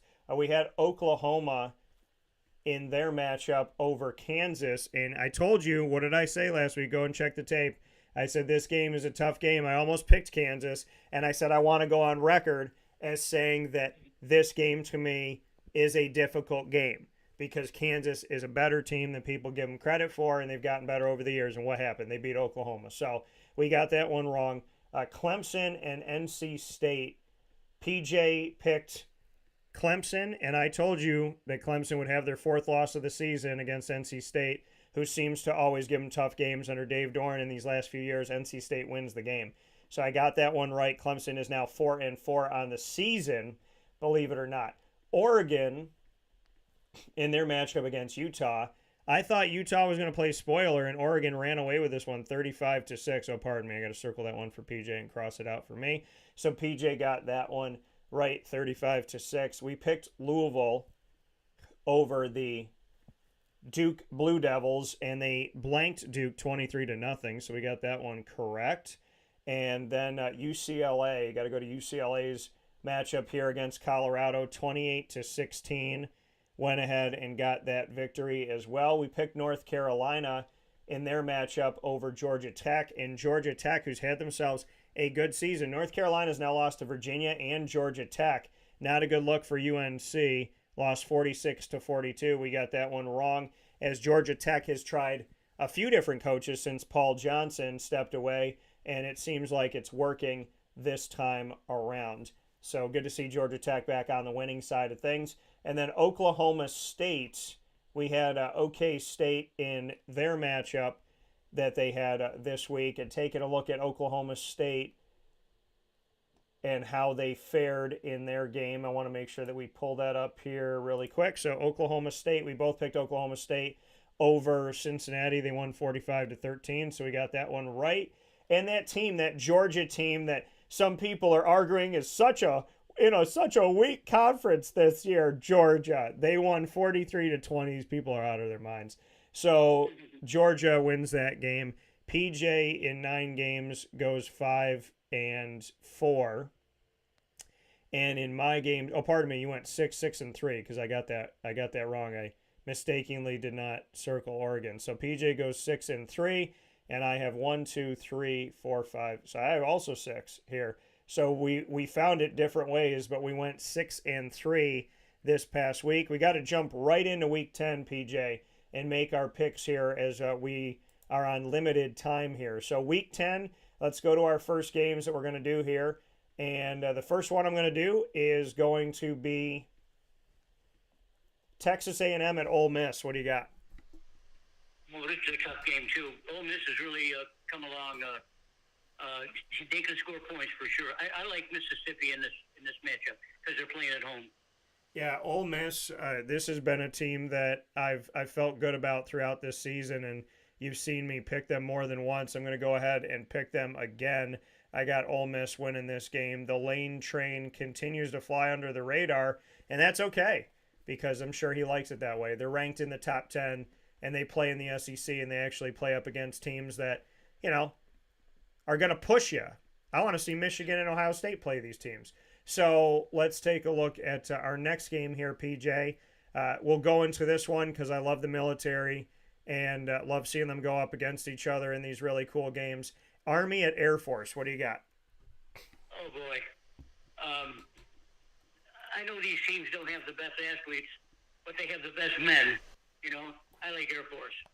Yeah, Air Force, for those of you that don't know, Air Force is one of the remaining undefeated teams. They're 8-0, ranked 25th in the country. They don't play ranked teams, and they get ranked 25th for being 8-0. Michigan gets ranked 3rd. Figure out that one, folks. I'm going to go with Air Force in this matchup as well. Army has joined the American Athletic Conference in football only, like Navy, and we will be talking about that on tomorrow's broadcast, so don't miss that conversation with the commissioner of the American, Mike Oresco. Make sure you're paying attention to that. Missouri has shocked a lot of people this year. They're ranked 12th in the nation. People have joked that they should be kicked out of the SEC, and now this year they're 7-1. They defeated Kansas State. They defeated Kentucky, and they just defeated South Carolina, who's been playing spoiler, and they were in a shootout with LSU that they lost 49-39. Does Missouri find a way to beat the Georgia Bulldogs? What do you think, PJ? Boy, this is a good game. This is my best game of the week right here. This is going to be a good game. I really feel that Georgia will win it probably because they're at home. This is going to be a close game.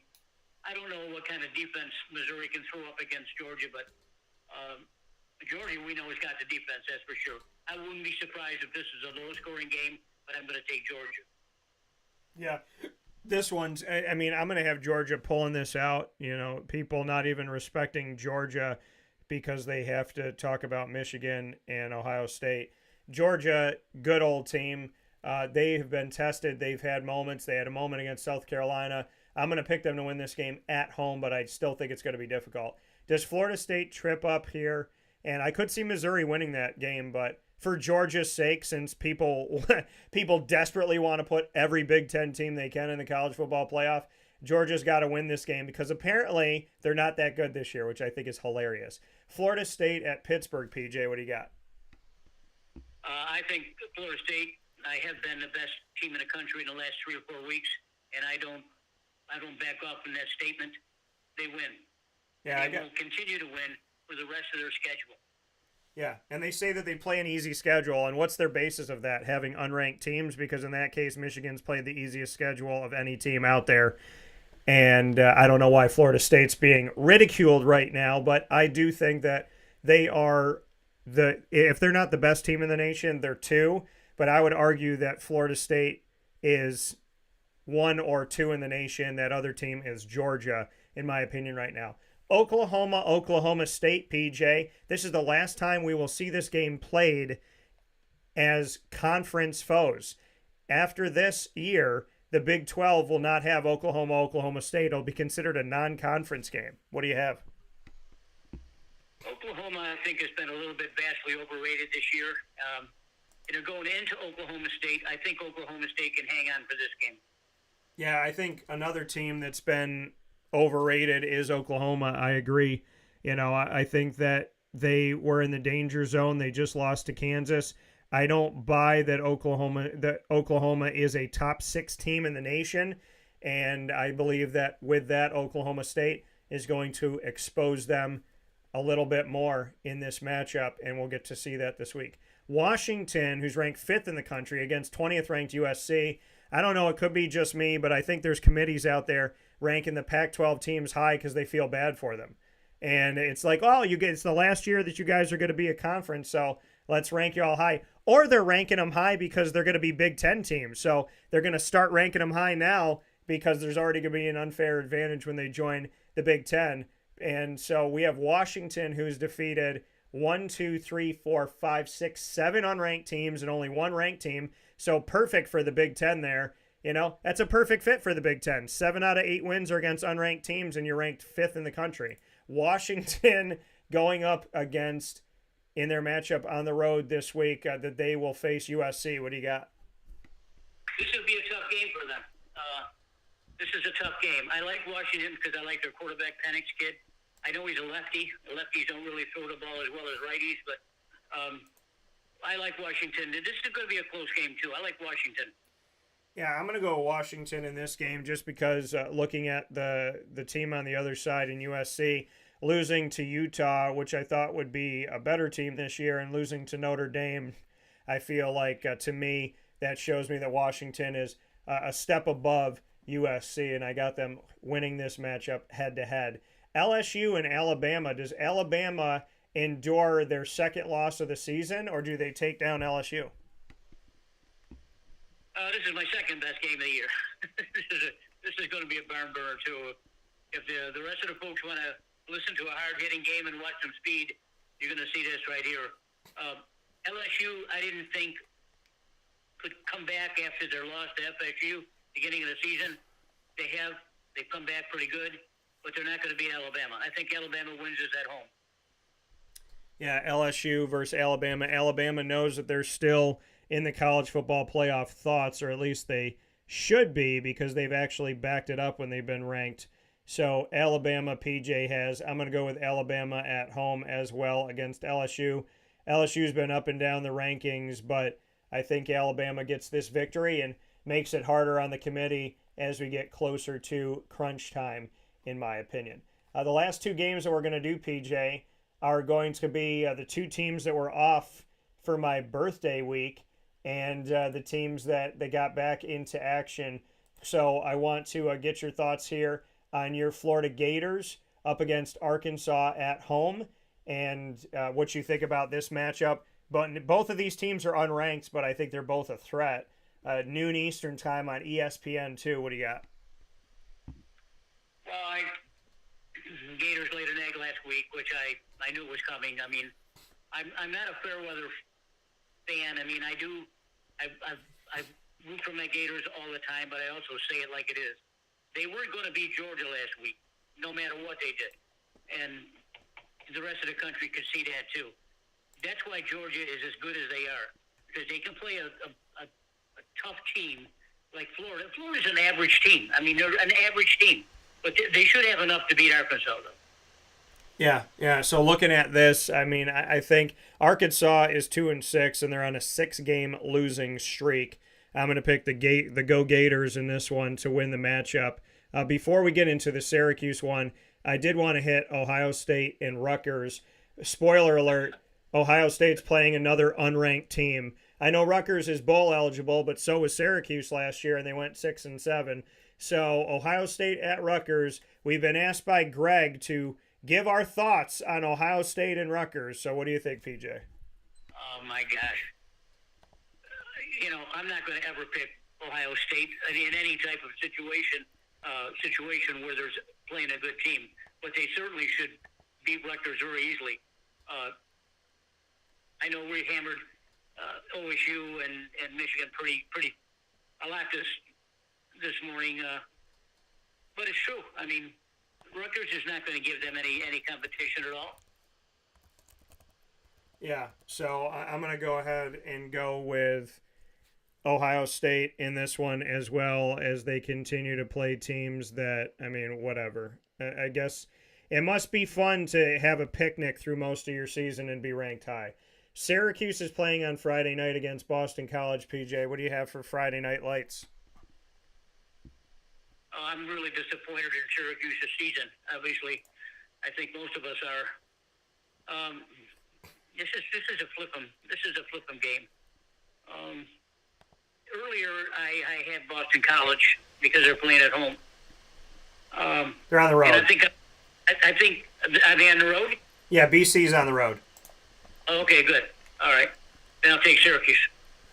Yeah, I mean, Syracuse, what they showed me most recently was probably some of the worst football I've seen in the Dino Babers era.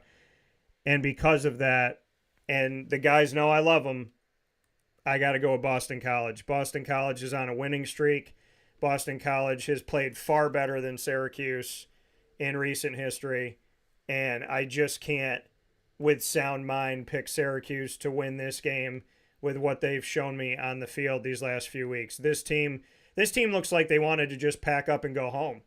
And I cannot bear to watch this much longer.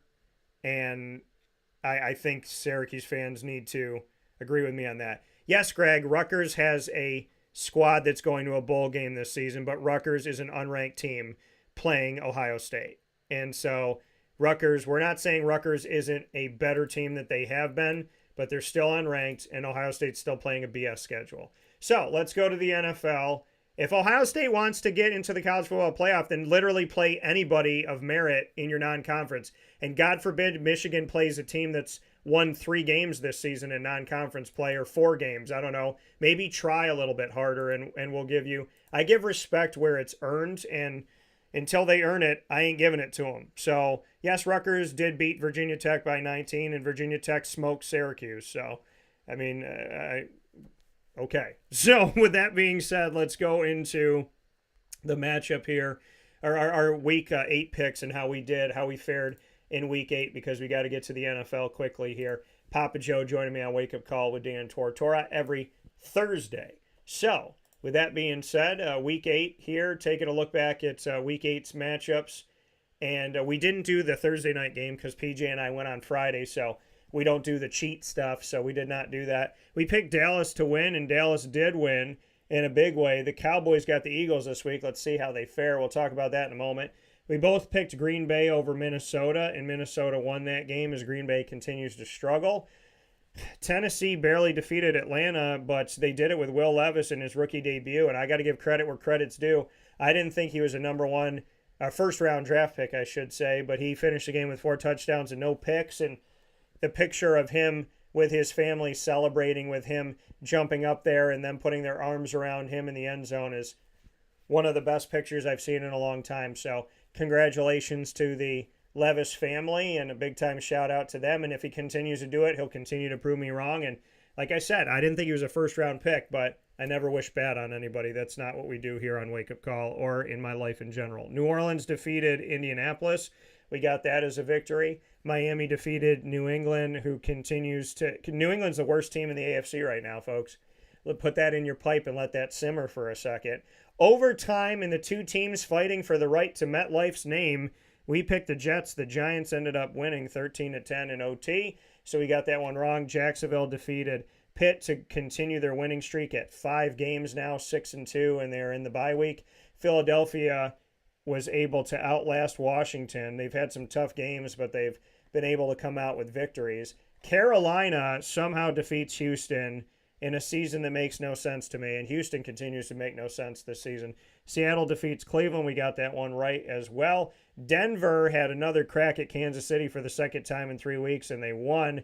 After holding them under 20, they take them down this time around. And I said Kansas City's offense has not been as good as it's been in past seasons, and nobody had gotten the victory, but I felt like they were starting to expose it, and expose it Denver's defense did. Baltimore gets the victory over Arizona. Cincinnati gets the victory over San Francisco. The Chargers get the victory over Chicago, and Detroit defeats Vegas. So PJ and I had a good week in the NFL. Let's see here. 1-2, 2, 3. Let's see here. So that's 3-3, 4, 5-3, 5-4, 6-4, 6-5, 7, 8, 9, 10-5. PJ goes this week. And I had 1, 2, 3, 4, 5, 6, 7, 8, 9. I also went 10-5. So PJ and I equaled each other out. We went 6-3, both of us, in our college picks, and 10-5 in our NFL picks, which leads us to NFL Week 9, PJ. So let's go ahead and run down the line. Thursday Night Football is tonight, Tennessee at Pittsburgh. What do you got? I think Levis can continue throwing the ball well. I watched that kid play 3 years at Kentucky, and he's no slouch.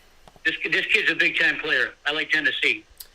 Yeah, Tennessee, for me, in this one, and what did Greg say? So sad, so unbiased.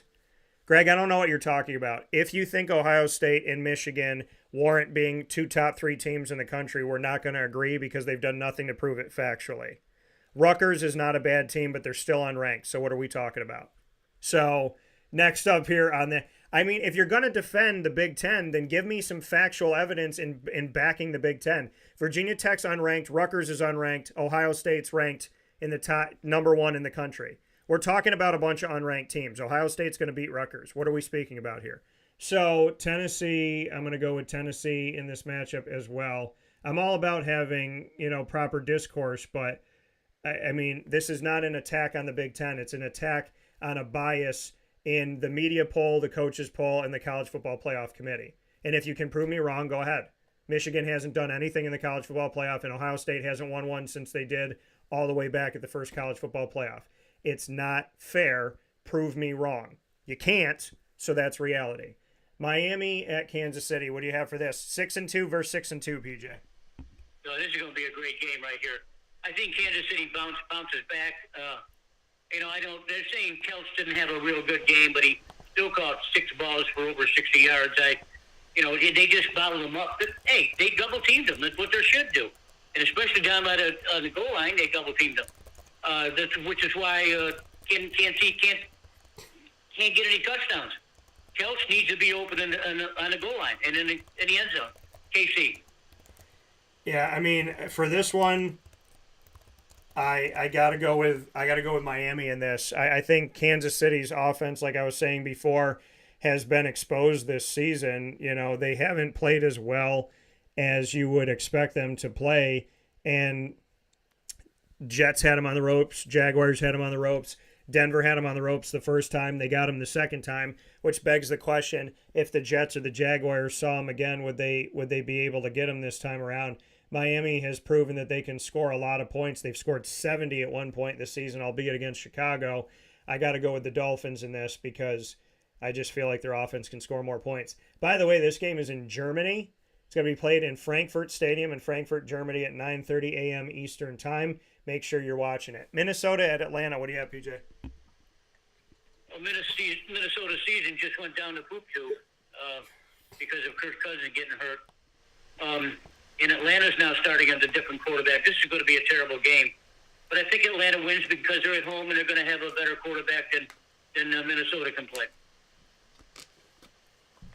Yeah, Atlanta has gotten some victories this season. They've kind of flown under the radar, in my opinion. And, you look at who Minnesota is going to be starting their rookie quarterback, but they made a trade for Josh Dobbs, which all but tells me that Arizona's packed in their season because that was Arizona's starting quarterback. And with that being said, Arizona at Cleveland. Arizona will be playing their third-string quarterback, who I covered at Houston with the Cougars, Clayton Tune. He'll be going up against Cleveland. What do you have? And Cleveland is going to be at home. What do you have, PJ? I like Cleveland because they're at home. This is going to be a terrible game. Yeah, I got Cleveland in this one too. Like I said yesterday, or alluded to, I'm not going to say Arizona's tanking, but I'm not going to not say that Arizona's tanking. Los Angeles Rams at the Green Bay Packers. What do you got? The Packers are a mess. I know Love started out playing good, but now last several games he's in the pooper too. So they lose this game. Rams.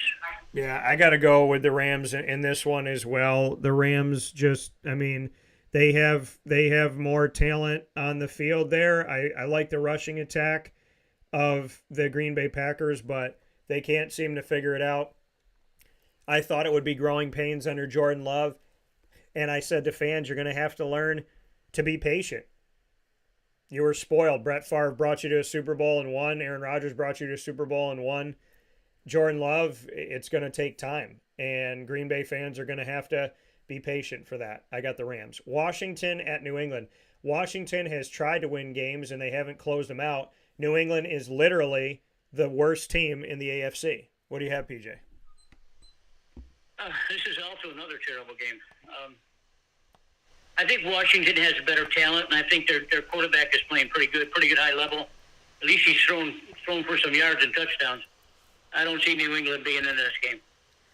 Yeah, I'm going to have to go with Washington as well. Washington's proven that they can score in the 30s, and I just don't see anything from New England. I know they got a game against Buffalo, which was an enigma, but I'm going with Washington. If Washington loses to New England, I don't know what to say to my Commander fans. Chicago at New Orleans. What do you got? This is another terrible game. Yeah. But at least New Orleans can score some points. Chicago's, I know, is going to go with another rookie quarterback, and he looked great. And if he comes back with the same kind of game, this will be a game. But I don't think so. I like New Orleans. Yeah, I got to go with New Orleans as well. I just don't see it from Chicago. I like that they got Bagent out there from Shepherd College Division II.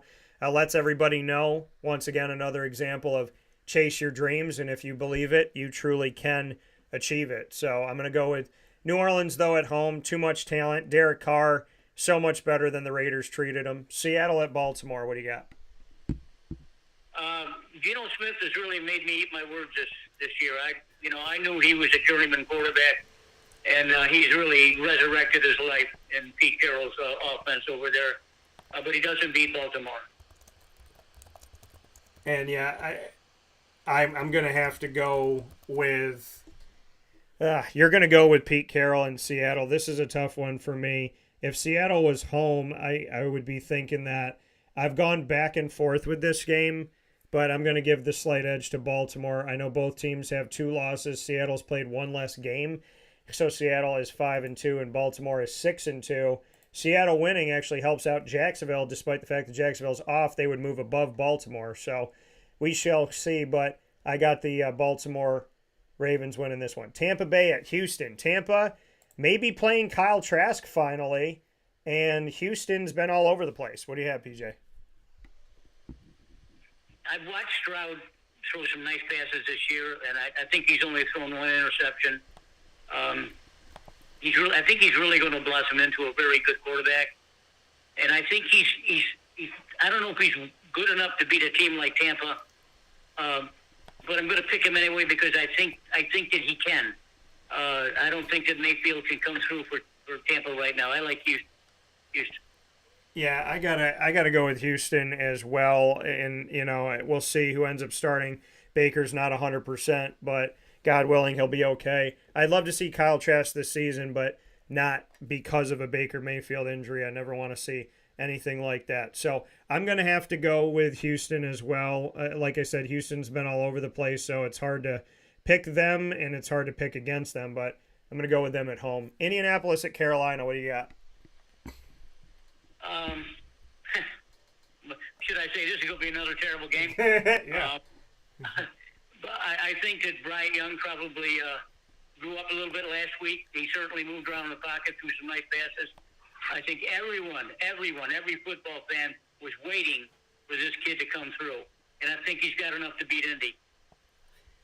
Yeah, you're going to go with Carolina in this one. Indy's given people fits, and they've struggled to win at home, but this game is on the road. I'm going to go with Indy in this one to win the game, and don't know why this thing is not letting me write this the way I want to write it, but I'm going to go with Indianapolis. PJ, New York Giants at the Vegas Raiders. What do you got for this one?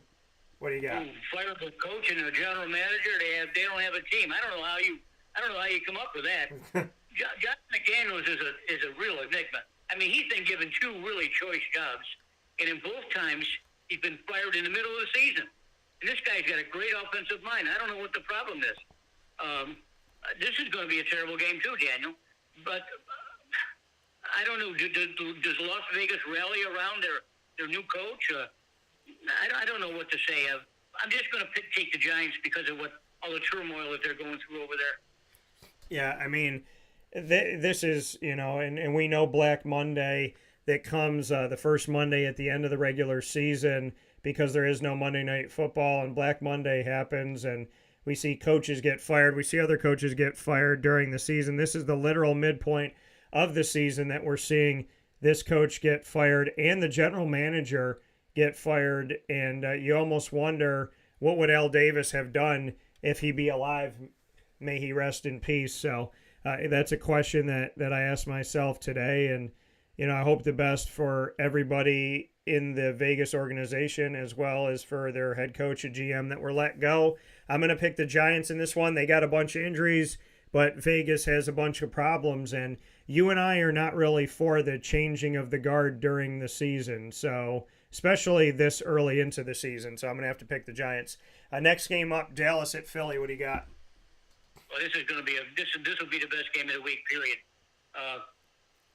Dallas hasn't played anyone like Philadelphia, and they're going to show it too because Philly can win this game, and I think they will win this game.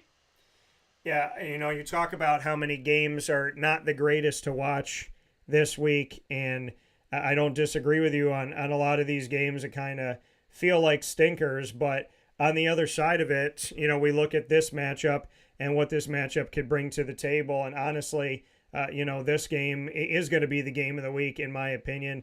Dallas has been all over the place. They've won some good games.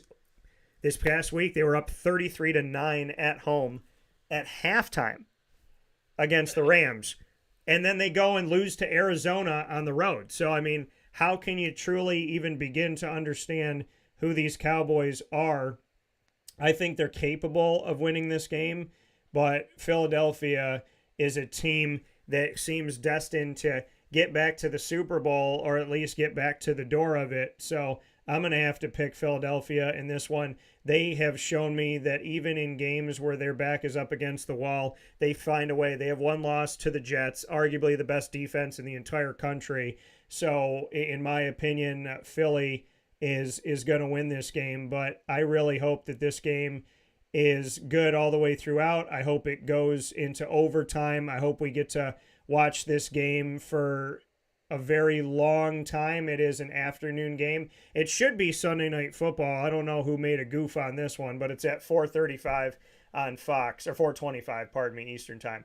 Buffalo at Cincinnati, a rematch of the game that was supposed to go Buffalo's way in the playoffs, but went to Cincinnati. What do you got? Joe against Josh. Josh against Joe. Which way do you go? Joe Burrow's really stepped it up the last couple of weeks, and he deserves to be the favorite in this game, and I like him.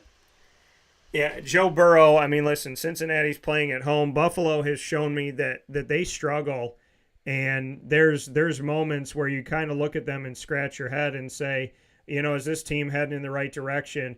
I don't think Buffalo's a bad team, but I think Cincinnati's a better team, and Joe Burrow, I mean, may not have been 100% in week one, maybe not in week two, but he seems to be getting better with time like a fine wine, and I got to go with Joe Burrow. Monday Night Football, Los Angeles Chargers at the New York Jets. So the Jets are 4-3. They have a winning record. They have the opportunity to make the postseason. They're on a 3-game winning streak, and they're the only team to defeat the Philadelphia Eagles. What do you got, PJ? San Diego, period. So PJ going with the Chargers, and I'm going to pick the Jets at home. The Jets have proven when they play prime time in this season, they have made some good games in the prime time opportunities that were supposed to be there for Aaron Rodgers, but are there for Zach Wilson. I'm going to go with the Jets at home on Monday night. They get to play 2 home games because they played at MetLife, and whoever plays there when it's Jets-Giants, it's home game for both. So I'm going to go with the Jets in this one. PJ, any final notes? The Jaguars are off this week. Anything you want to say? They're 6-2 at the midpoint. I think we'd be remiss as pundits. We didn't talk about the demise of Bobby Knight. Bobby Knight was a great coach, period. He's kind of a jerk, but, and he had his ways about him. He was a very arrogant coach. He was mishandled his players, but he won, and he won, and he won, and he won. He's not for everyone, and he's certainly not for a lot of mom and pops who want to send their kids to a regular school. You don't send them to Bobby Knight School. But I admired him. I'm sorry he's died, but may he rest in peace. Yeah, I mean, I gotta echo that and say that it is a very sad day to see the passing of Bobby Knight. And I obviously pray for his family and for all involved that, they're at peace, that Bobby's with them, that they're with Bobby. And, our prayers go out to Bobby Knight and to all of your loved ones, and may you be safe and sound in heaven. With that being said, PJ, I thank you for your time as always, and I look forward to talking with you soon. Okay. Can't wait for spring training. Yeah, me neither. Take care. See you, PJ. We're going to take a step aside. We'll finish up the show here on Wake Up Call with Dan Tortora right after this.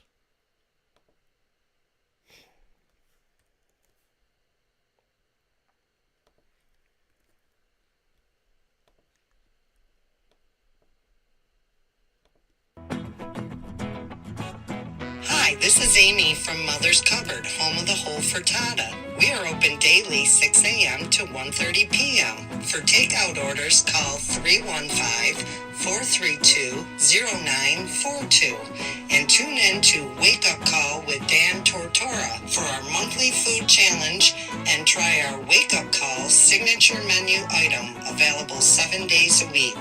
Here at Mother's Cupboard, we are Central New York, and it's our honor to serve you. Ma and Pa's Kettle Corn and Popcorn Factory remind us that every day is worth celebrating. Find them at 201 Old 7th North Street in Liverpool, New York. Open Monday through Saturday in-store and all the time online at maandpaspopcorn.com. Serving our Central New York community and beyond, you can order all throughout the country at maandpaspopcorn.com. And remember to get your tins, which have in-store half-price refills forever. Ma and Pa's Kettle Corn and Popcorn Factory, available to you for fundraising and all of your events by calling 315-450-6272. That's 315-450-6272. Ma and Pa's Kettle Corn and Popcorn Factory. How corny are you?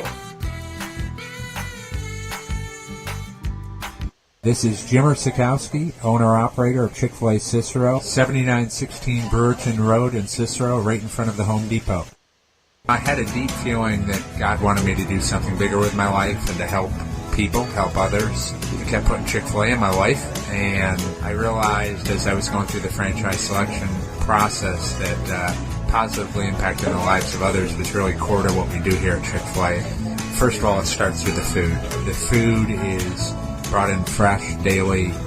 We bring in local produce. We prepare to order in the kitchen. We hand bread our chicken. We hand spin our milkshakes. It's great food. It doesn't taste like fast food.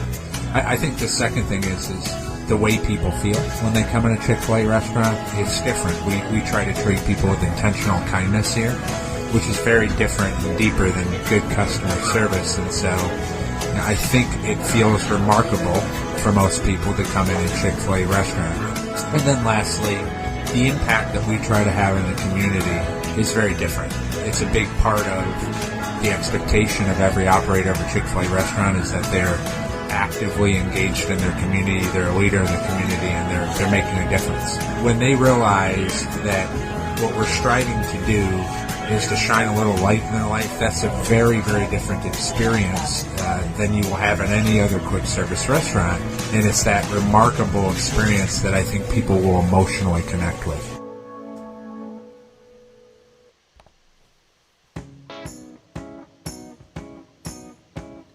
In these unique times, there are those in our community that give us a sense of normalcy and positivity. Pizza Man on 50 Oswego Street in Baldwinsville has been here for you for over 35 years and is here now. Call 315-638-1234 or order online at pizzamanbville.com to bring those familiar tastes into your home. And remember to come see our monthly on-site broadcasts centered around the community and our Baldwinsville Bees. Pizza Man in Baldwinsville. Any way you slice it, they are always here for you.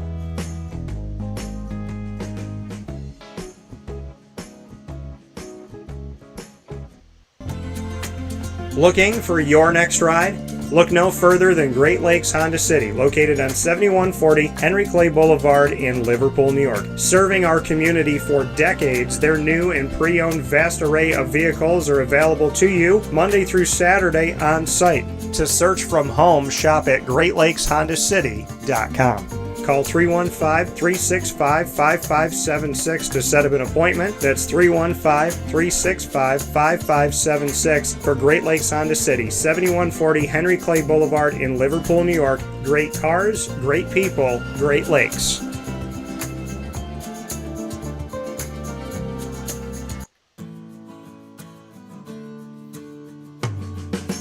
Our corporate purpose at Chick-fil-A is to glorify God by being faithful stewards of all that's entrusted to us and to positively influence all those who come in contact with Chick-fil-A. And what became increasingly clear from our success in Cicero is that people love Chick-fil-A. And also I think we recognize that, we had a great opportunity to grow the brand and grow our platform. I felt incredibly grateful when I was selected to be a Chick-fil-A operator.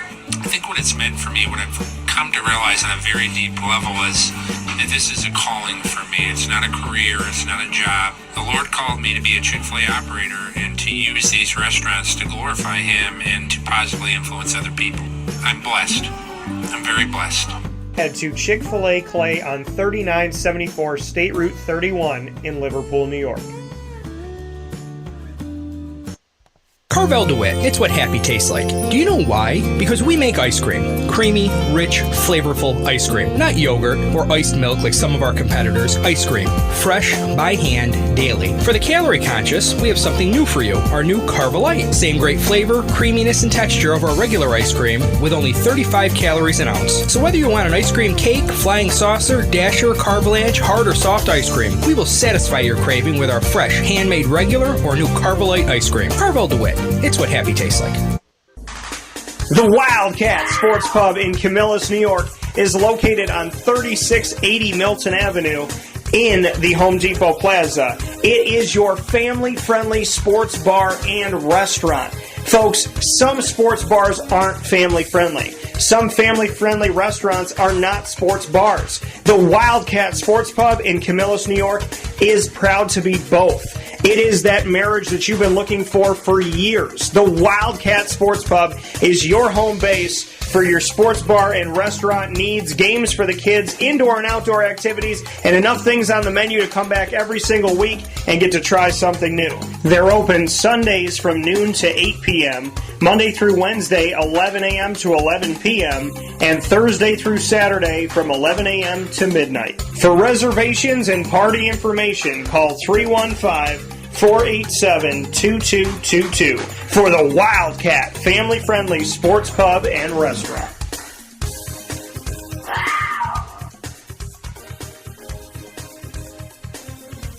GG Cards and Breaks. Like, comment, subscribe.